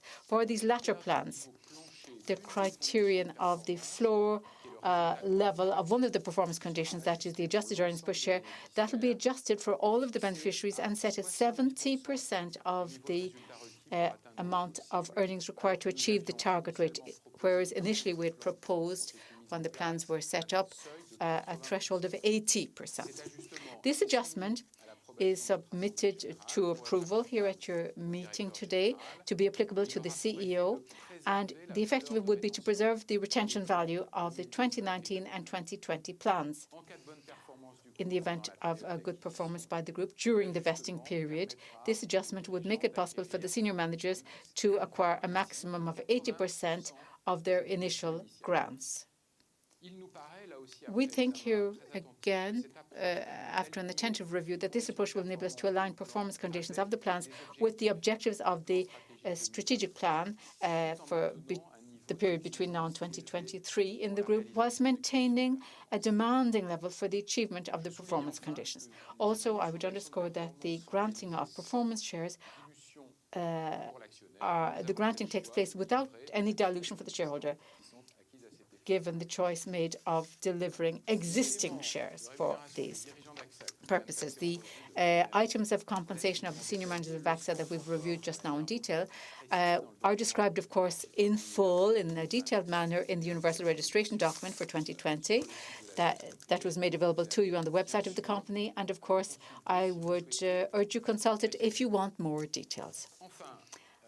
Finally, to conclude, I'd like to say a few words about the group's policy in terms of employee shareholdership and the involvement of employees in the equity base of Axa as shareholders. Now, Axa, for a long time, has been pursuing a willful policy for employee shareholdership. Every year, the group proposes to its staff members in France and internationally an employee shareholdership transaction that we call the share plan in our jargon, in the form of a capital increase that is reserved for them. In 2020, almost 17,000 employees in 37 countries took part in the capital increase. Total amount subscribed more than 88 million euro. That was the issuance of more than 6 million new shares. In order to eliminate the diluting nature of the share plan offering, as in previous years, we bought back and then cancelled an equivalent number of shares. So on the 31st of December 2020, the employees working for the group held 4.3% of the equity and 6.2% of the voting rights in the company. Ladies and gentlemen, I would like to thank you for your attention, and I hope I have covered these complex topics with you in a simple and straightforward manner. Thank you. Thank you, Jean-Pierre Clamadieu, for this presentation. I suggest now we look at another video representing a shareholder. My name is Florian Lefebvre. I'm 38 years of age. I'm a single man. I'm a sales manager in telecommunications. Now, the first share I bought was a Schneider Electric share. I was working with that company, and I was interested in buying a share of theirs, or shares, so I embarked on my shareholder journey. Now, I wanted to invest in shares so as to diversify my investments and also hold a piece of a real company. And my first Axa share I purchased a bit more than a year ago now, when I started to diversify my portfolio of shares. Now, why Axa? Well, I'm interested in companies because I feel there's some kind of convergence between them and me personally or professionally. And I had friends working in Axa myself, so I heard often about Axa from them. And also, I hadn't any shares of in the financial industry or the insurance industry myself up to then. So it was important for me. It was a major move because I'm not a speculator at heart. I tend to invest in, let's say, the medium term. So the price of the share is important, but I'm not a speculator. I look at the yield, the total return, and that's why I invested in the Axa share. So since COVID has hit us all, I've seen Axa reacting in a way that's quite in line with my own approach.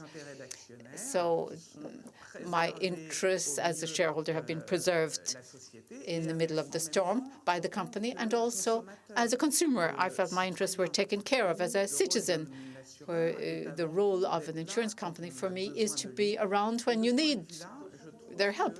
So I think Axa got the balance right in its response during the crisis. The report about the corporate governance established in line with Articles L2537 and the next and L2210 and 20 of the Commercial Code are on page 485. I will now turn it over to our auditors, Mrs. Bénédicte Vignon from PricewaterhouseCoopers and Mr. Maxime Simonet from the Lazare firm, who will present a summary.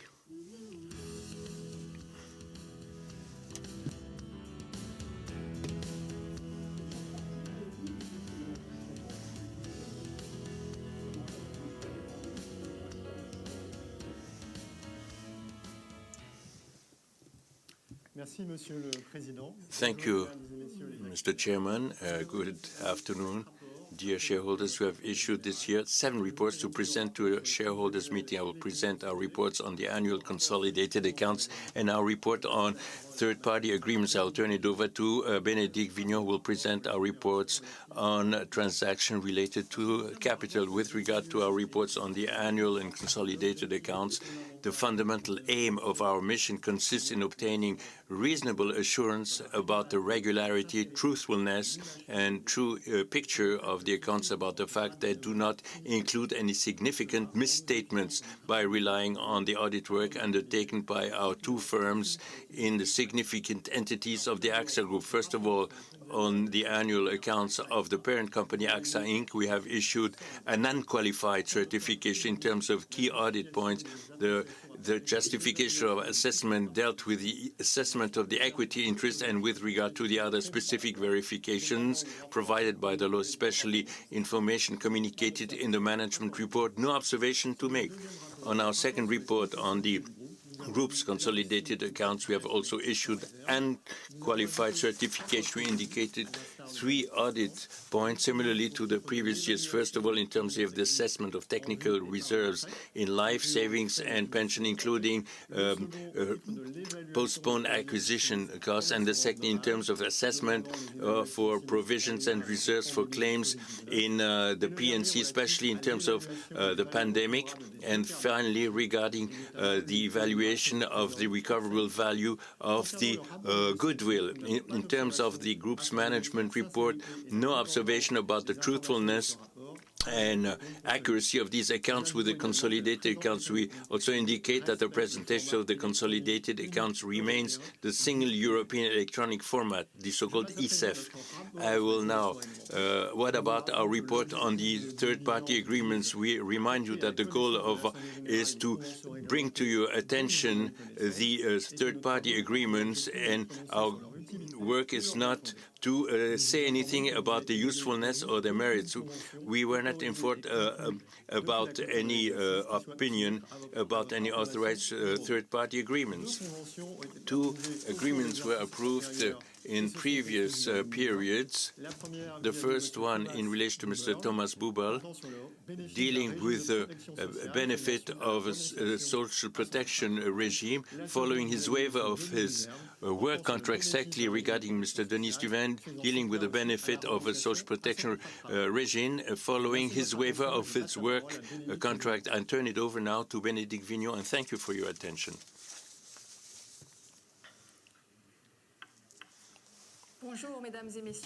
Hello to all our shareholders. Your general meeting is gathered today in an extraordinary form as well, so that you can make decisions on several transactions regarding the capital of equity. We have 3 reports dealing with regard to various delegations granted to the Board of Directors.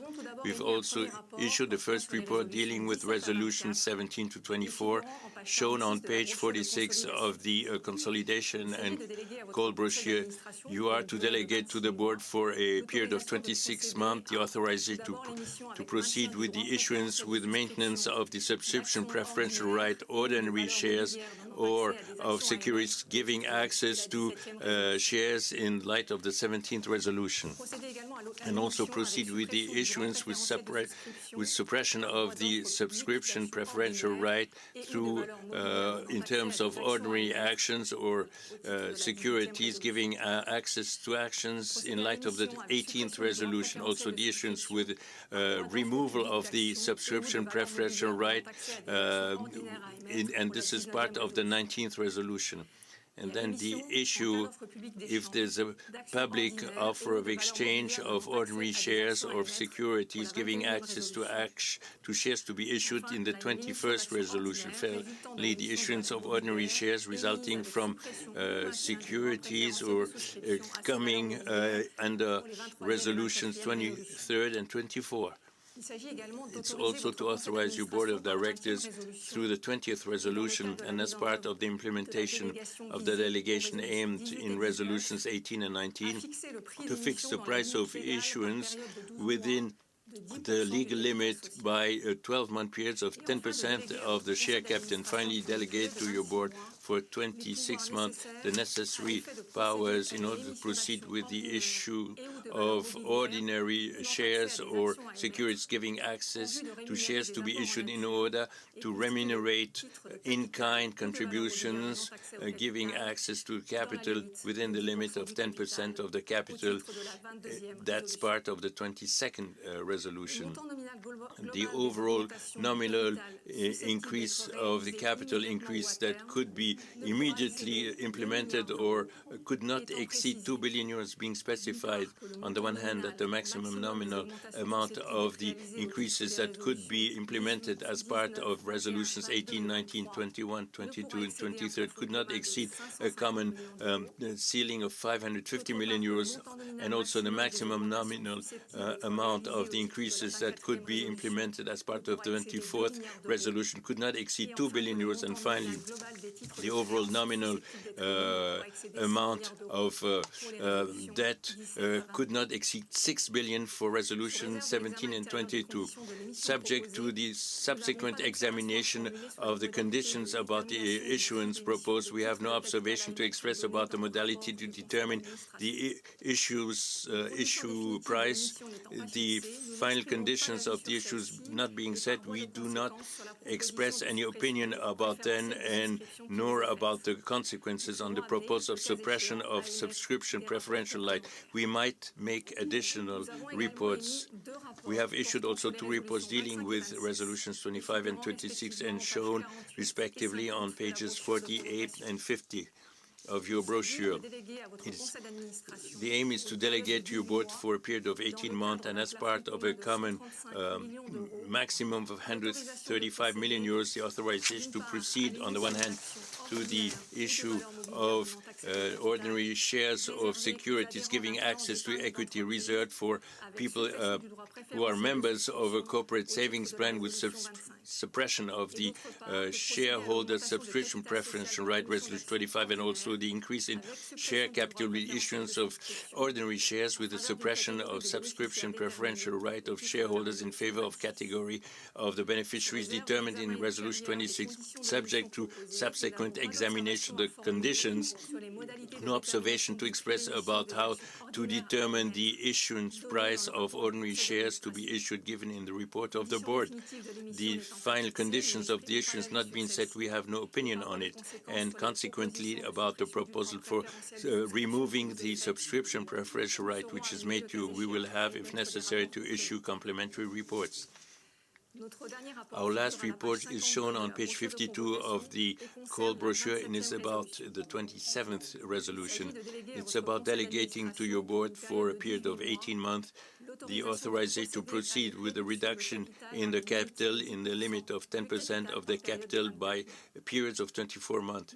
We have no observation to express about the causes and conditions of the reduction of the capital that is considered. On behalf of the auditors, I thank you very much for your attention. I thank the auditors and suggest that we see a presentation video about our services dedicated to shareholders.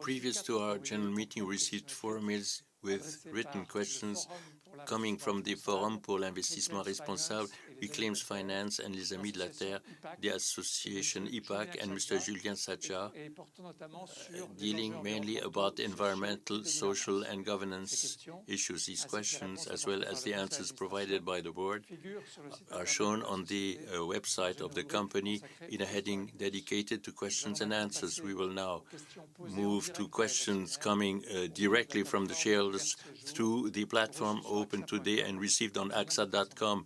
Before our meeting, I greet Jacques de Peretti, CEO of AXA France, who joined us for this session. I thank Caroline Bless for joining us again to moderate this session, and I turn it over to her. Thank you very much, Duverne. AXA, as a matter of fact, put in place 2 platforms to allow you to ask your questions during this general meeting. A first platform on axa.com, which was made available to you from the 6th of the 23rd of April, allowed you to ask your questions before the shareholders' general meeting, and the collection of your question was done anonymously.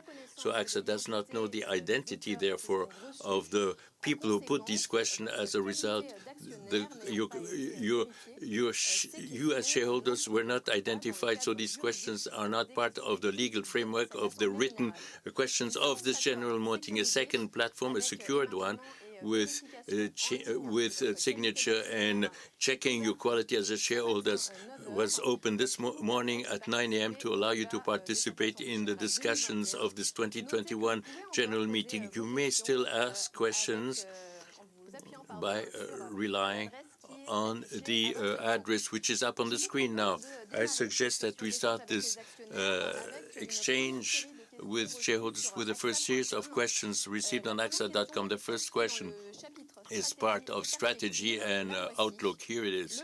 The change in the AXA XL management team, the more selective subscription policy and limitation of commitments implemented, will they be, excluding the COVID, to allow this entity to create value for shareholders in the presence of a recurrence of nat cats and the cyber risk which are on the upsurge? Thomas Google, please. We've accelerated during 2020 the transformation AXA plan. The new management team under the leadership of Scott Günther has put in place immediately a new organization which is more simple and very much operational. And besides, AXA XL has strengthened its underwriting discipline by focusing on the seeking of profitability on the one hand, and on the other hand by centering on products with high potential. Lastly, we have undertaken major actions to continue to further cut down on the volatility of the results of XL. In this regard, we adopted a budget for nat cats that is more cautious than in previous years, and secondly, underwritten additional protections for certain long-term claims. These transformation actions were undertaken in a very bullish environment, as Etienne Bollerin mentioned, with the continuation of a very strong price momentum throughout 2020. AXA XL today is a company which is very global, highly diversified, the largest platform for corporate risk on a global basis, which meets the growing need for protection in the face of large risks. And for all these reasons, we confirmed during the presentation of the annual results of the group our goal for underlying of 1.2 billion euros for AXA XL in 2021. A second question now received on axa.com as part of strategy and outlook. What outlook does the Chinese market offer to AXA? Is AXA limiting itself to the motor insurance directly? Are other prospects possible in these large markets now? The political tensions between the European Union and China, do they have repercussions on the decisions of Chinese consumers? Thomas, again, please. The finalization of this by the buying of Axa Tianping at the end of 2019 turns Axa Tianping into one of the P&C insurance with foreign capital, the largest in the Chinese market. And today, we serve more than 5 million Chinese policyholders, and our strategy consists in transforming Axa Tianping, which today is mainly centering on motor insurance, into a multi-line insurance through the concentration on a significant opportunity, which is health. We've seen that certainly during the COVID crisis, the health matter played a major role all over the world, especially in China, and this is why we developed as well health digital services called Emma by Axa, plus partnerships with local insurance groups and city councils to launch new health-related products.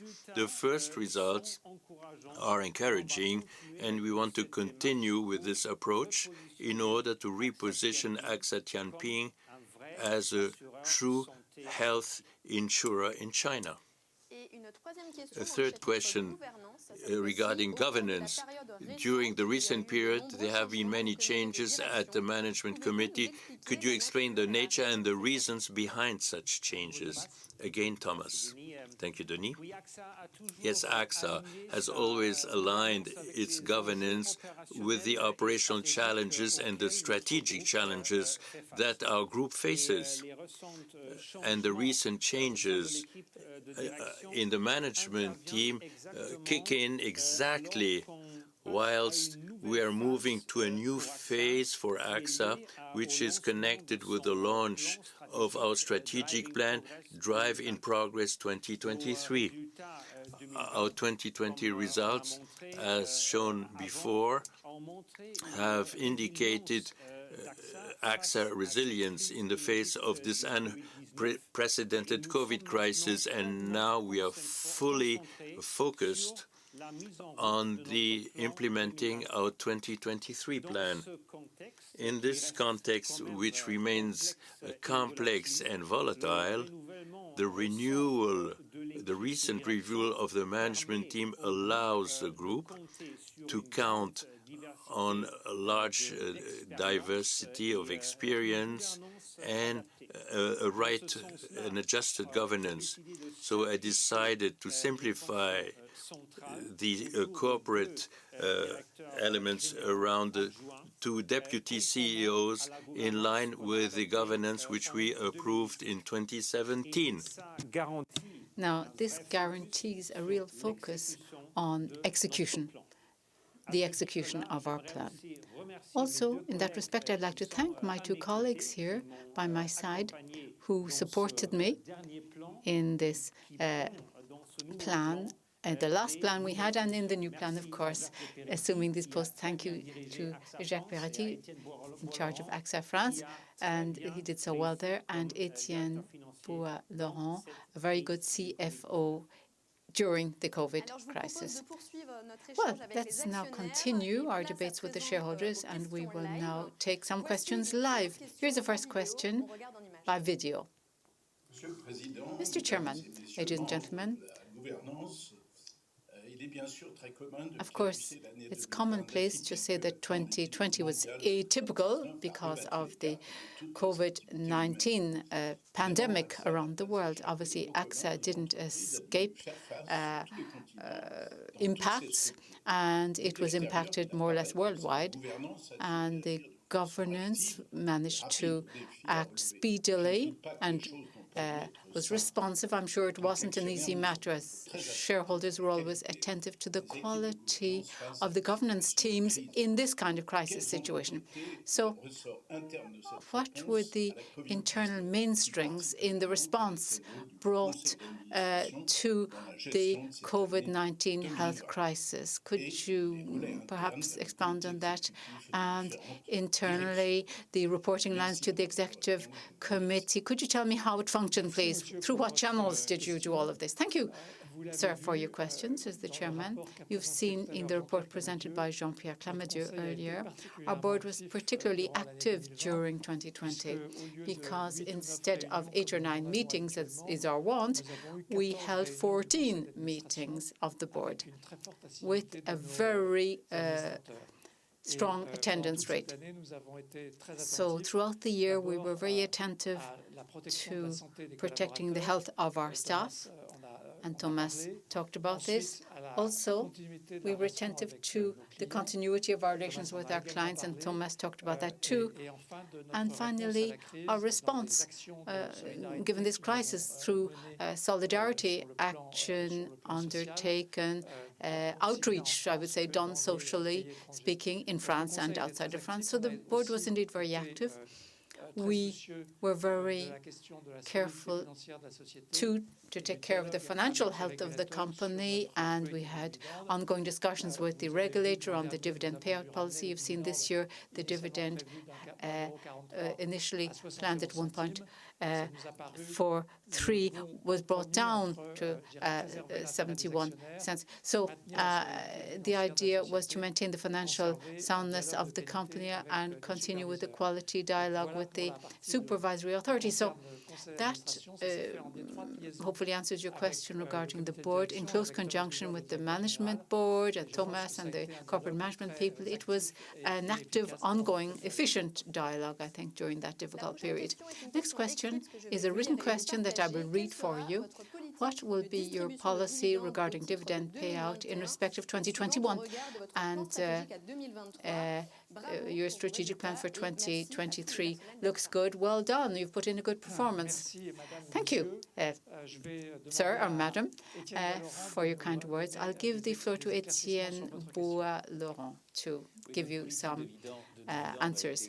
Well, the dividend payout policy was made clear in December when we set down the Driving Progress 2023 strategic plan. The dividend payout policy is between 55% and 65% of the underlying earnings to be paid out every year, and we tried to bring up our dividend payout in conjunction with the upswing in our earnings. So the earnings per share should evolve between 3% and 7% on average during the plan period. Another written question, says the journalist. We've heard a lot about restaurant owners in conflict with AXA, even though we represent a tiny number of clients. Is it not worrisome reputationally for AXA and a deterrent maybe for prospective clients?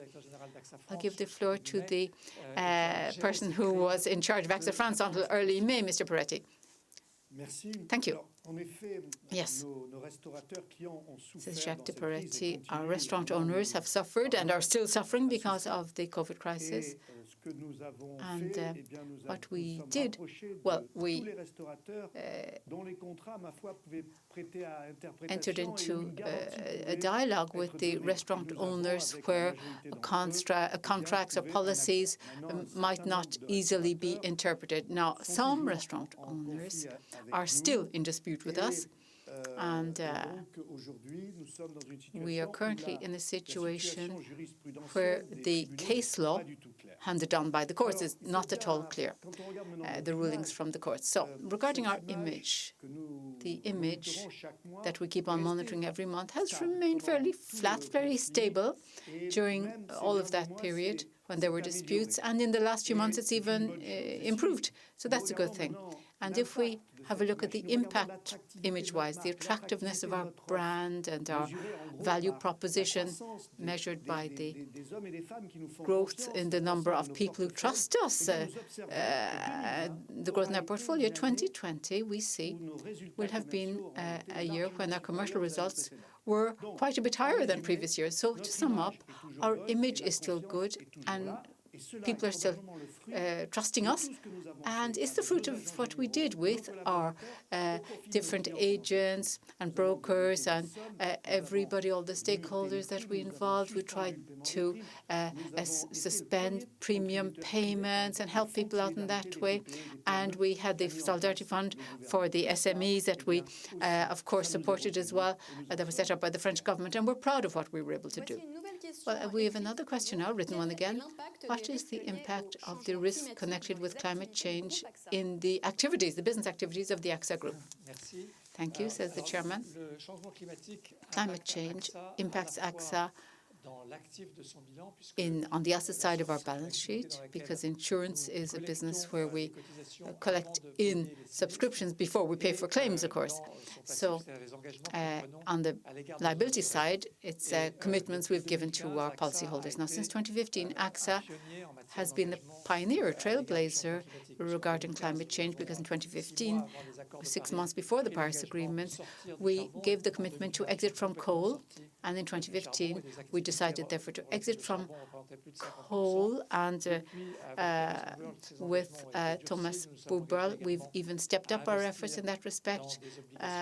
And we are investing green bonds, 25 million euro worth. So we've a strong commitment to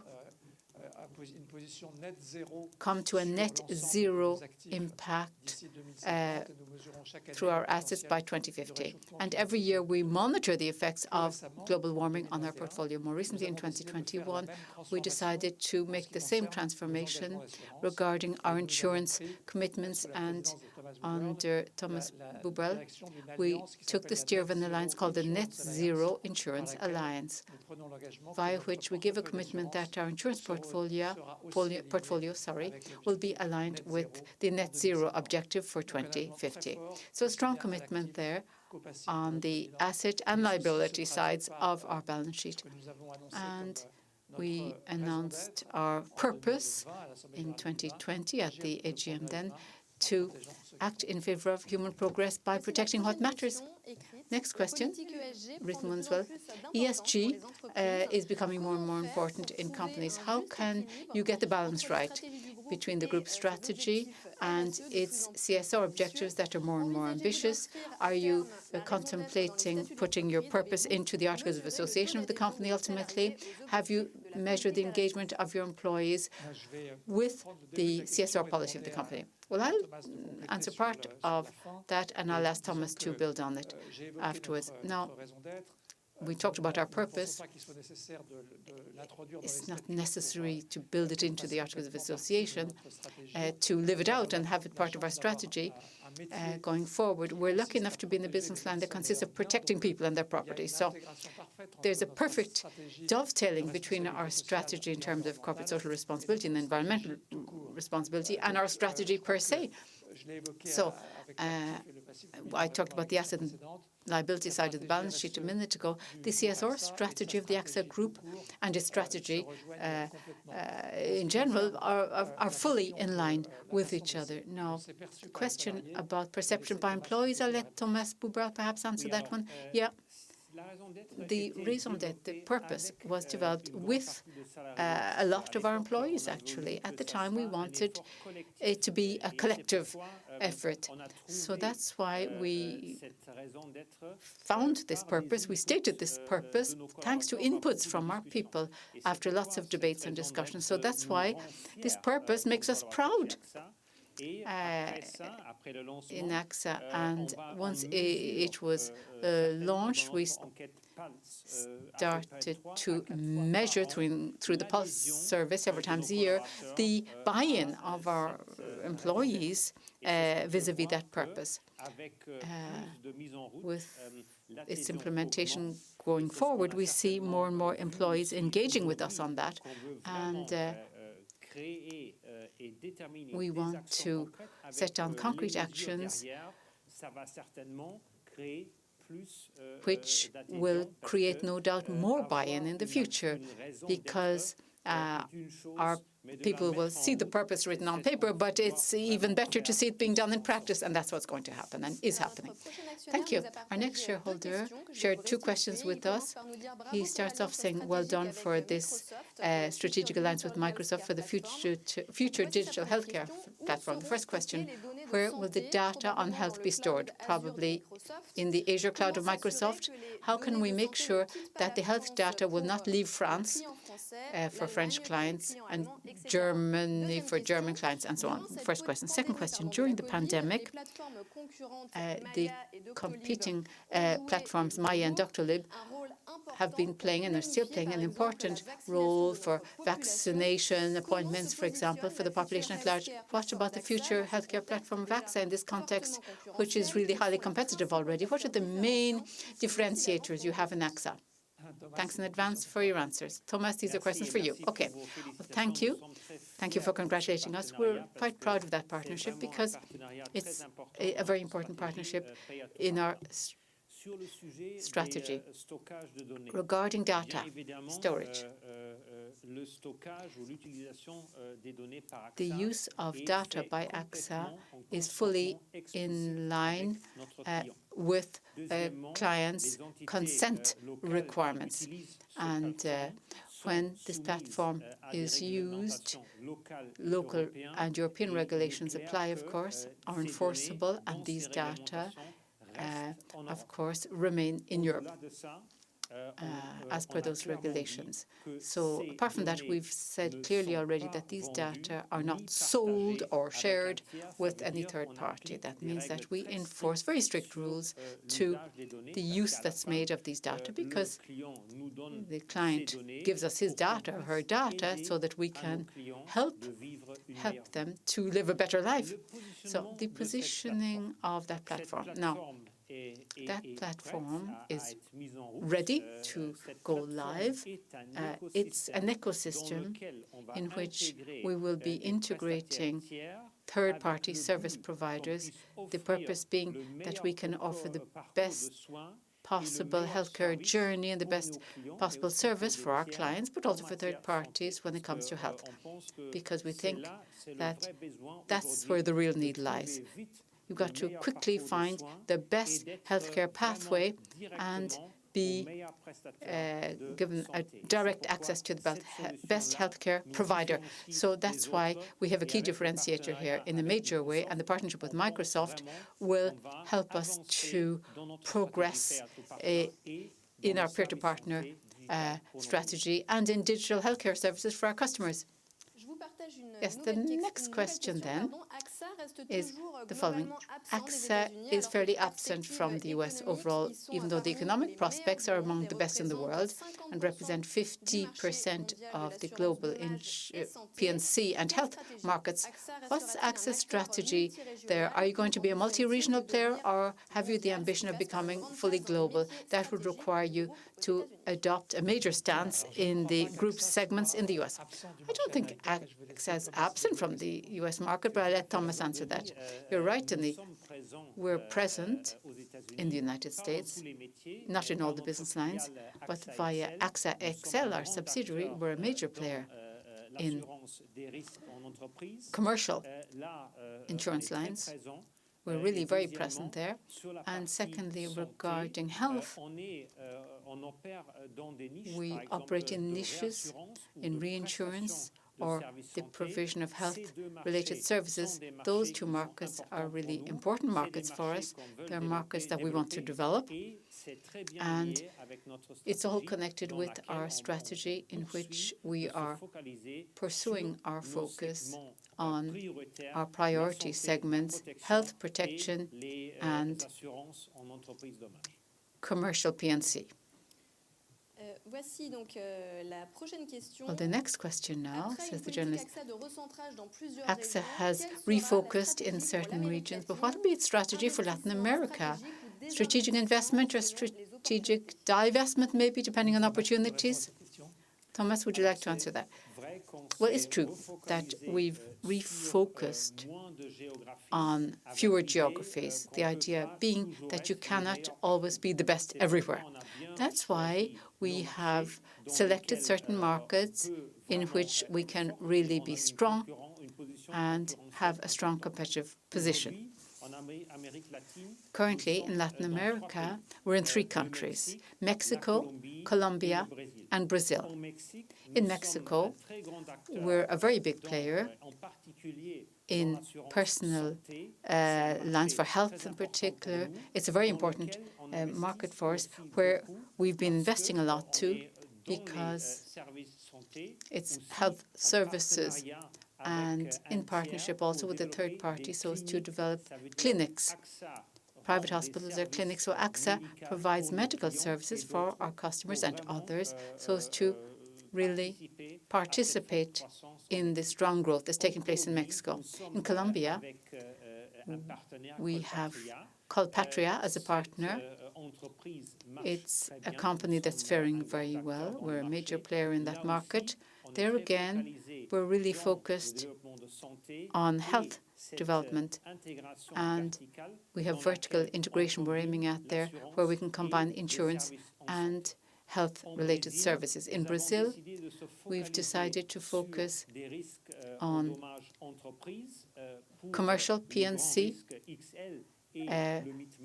XL kind of risk, and mid-market segments, and our teams there are focused on developing a good position in that Brazilian market. Well, another question now, says the journalist. Does AXA contemplate paying in the future the dividend in the form of stock so as to protect the cash situation? Well, that's for Etienne Boua-Laurent, says the chairman. Well, as you've seen, our financial robustness is what it is. We're pretty strong financially speaking. Our solvency and cash positions are above the target levels for the plan. So we have the resources to pay our dividend in cash. And we also have the resources to fund our own growth. So we don't need to have any additional capital or to opt for a stock dividend payment during our strategic plan period. Well, the next question now is one that came in through axa.com that we'll share straight away. How is the group going to align what it says in terms of carbon footprint with what it does, especially when it concerns its policy regarding company cars? Well, that question is for Thomas. Yes, well, in order to achieve our objective of carbon neutrality by 2025, we've set up objectives to reduce our own CO2 emissions per type of emission. That means energy, the fleet of cars, and business trips. Our ambition is to reduce by 20% our carbon impact of our car fleet by 2025 compared with a baseline in 2019. Next question received via axa.com. Here it is on the screen. Again, to do with sustainable development. The Ever Given container vessel that, of course, had an accident in the Suez Canal revealed once again the scandal of containers that are lost or thrown out into the sea by shippers and ship owners that are not very scrupulous. Can you tell us if the AXA Group or its subsidiaries are accomplices in these kinds of behaviour patterns by assuring the loss of these containers? What are you doing to prevent this kind of behaviour? Well, AXA XL is a global insurance company specialised in commercial P&C, of course, so we're present in marine insurance. For that reason, now, the solutions we propose are really focused on the loss of goods in the event of danger at sea. This is the standard cover that's proposed by more or less all of the marine insurance companies. So in this case that you've just mentioned, dear shareholder, In this instance, the goods were deliberately thrown into the sea, and that means, well, it was an offence, and that meant it was an offence. It wasn't an emergency situation. I mean, if it were an emergency situation, then there's the insurance cover that kicks in. But from what we know about this, we didn't cover this kind of activity of throwing goods into the sea. Well, this is our last question. Mr. Duverne, I'll give you back the floor. This was our last question, rather, sorry, so I'll give the floor back to Mr. Duverne. Thank you. Thank you for moderating our Q&A session. At this stage, I think we'll conclude the session of questions and answers, and we'll screen a last video showing you a shareholder. I'm a sales manager in Axa France in the southwest, and I'll be retiring shortly. I started working for Axa in 1977, and I have a strong personal commitment to the company, because you've got to be committed to such a company as Axa when you work in it. And the idea is to protect people, after all, protect our customers, our policyholders, render services to them. And my first share I bought in Axa early on. I think I was 30 years of age, because firstly, I knew about shareholdership because my father liked to dabble on the stock exchange, and there was an opportunity for me to buy Axa shares, and I did that. And throughout my life, I invested in the company I believed in. That's the Axa company. And I was hoping it would be profitable too, of course, because, you know, the job of a company is to do business and generate profit for its employees and shareholders. So I was hoping for value creation too. But yes, Axa created lots of value. I can't complain it didn't. And that enabled me to set aside a nest egg savings, so that now I'm managing an interesting set of assets, and it allows me to do things I want to do all my life, thanks to my lifetime savings. And it's important. It's nice to be able to use the money later on in life. So in the Axa company, it was easier for me to know the company because I worked in it. I mean, as a shareholder, I wanted to know, but it was easy for me to find out information because I worked in it every day. So I think that's interesting about being a shareholder, to get to know the company. It's important. And even though I'm retired, I will be continuing to invest in the company, and also maybe take some money out so as to fuel the budget of my second home as well, because I'm doing it up, but I'll be continuing to stand by Axa. We can move on to the resolutions that are submitted to the shareholders. This was closed since yesterday at 3 p.m. Étoile Bois-Laurent will read the results.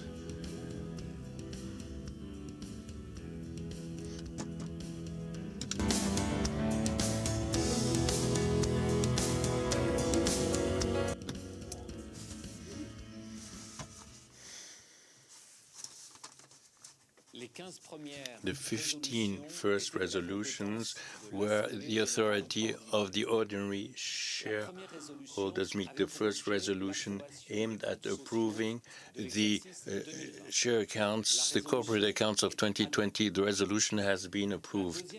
The second resolution aimed at approving the consolidated accounts of 2020. The resolution is approved. The third resolution had as its purpose to approve the allocation of the financial result of 2020 and the payout of a dividend of €1.43 per share. The resolution is approved.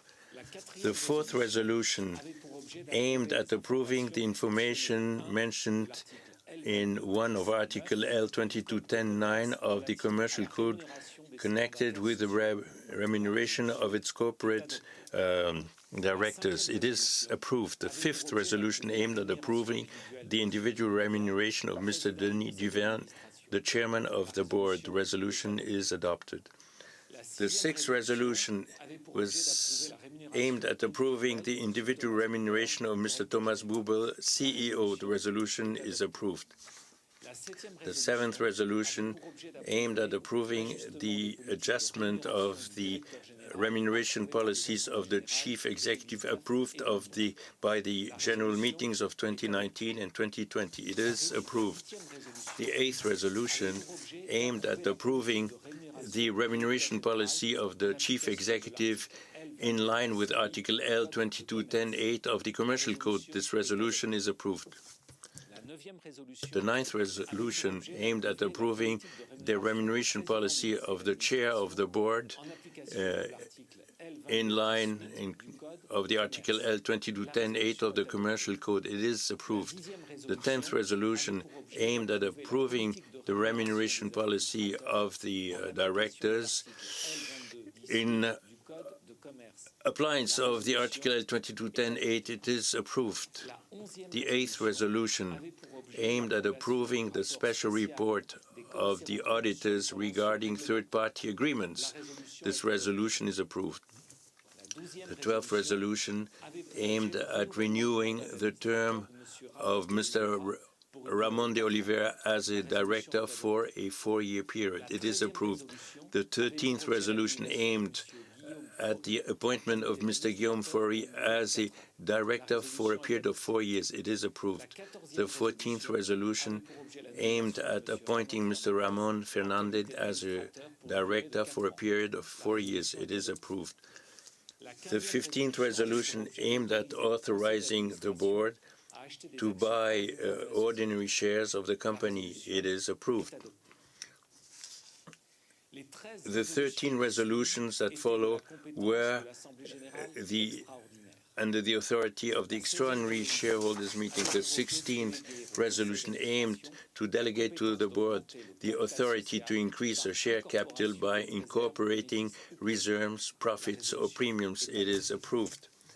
The 17th resolution aimed at delegating to the board of directors the authority to increase the share capital through the issuance of ordinary shares or securities giving access to ordinary shares to be issued by the company or one of its subsidiaries by preserving the shareholder subscription preferential right. The resolution is approved. The 18th resolution aimed at delegating to the board the authority to increase the nominal capital by issuing ordinary shares or securities giving access to ordinary shares to be issued by the company of one of its subsidiaries with elimination of shareholder subscription preferential right as part of public offerings, except those aimed at in Article L. 411(2) of the Monetary and Financial Code. It is approved. The 19th resolution was to delegate to the board the authority to increase the share capital by issuing ordinary shares or securities giving access to ordinary shares to be issued by the company or one of its subsidiaries with elimination of the shareholder subscription preferential right through public offer in Article L. 402 of the Financial and Monetary Code. The resolution is approved. The 20th resolution aimed at authorizing the board in case of an emission with elimination of the shareholder subscription preference right by offer to the public to set the price of emission according to the modalities set by the general meeting with a limit of 10%. It is adopted. The 21st resolution aimed at delegating to the board the authority to increase the share capital by the issuance of ordinary shares or securities giving access to ordinary shares to be issued by the company in case of an exchange of a public offer initiated by the company with a deletion of the subscription preferential rights. It is approved. The 22nd resolution aimed at delegating to the board the authority to increase the share capital by the issuance of ordinary shares or securities giving access to ordinary shares to be issued by the company in remuneration of contribution in kind in the limit of 10% of the share capital, except if there's an exchange public offer initiated by the company. It's adopted. The 23rd resolution aimed at delegating to the board the authority to issue with deletion of the shareholder subscription preferential rights, ordinary shares as a consequence of the issuance of subsidiaries of the company.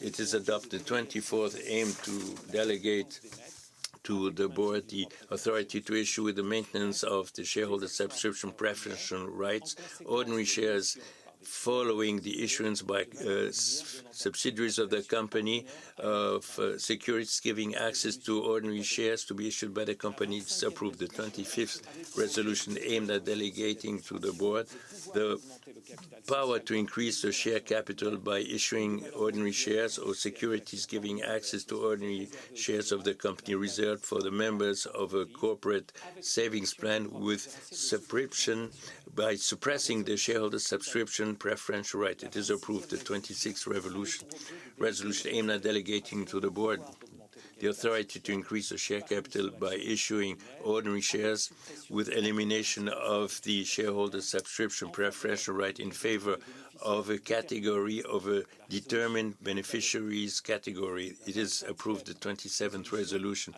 aimed at authorizing the board to reduce the share capital by cancelling ordinary shares. It is approved. The 28th resolution is connected with the necessary powers to carry out formalities related to this general meeting. It is approved. Ladies and gentlemen, dear shareholders, I thank you for attending this general meeting and for your trust. Obviously, I regret that you were not able to gather this year together. Let's meet next year in person, I hope, for our shareholders meeting, which should be taking place on April 28, 2022 at the Salle Plénière. Nothing else being on the agenda. This meeting is adjourned, and now we will discover a film dedicated to our 2020 integrated report and published today.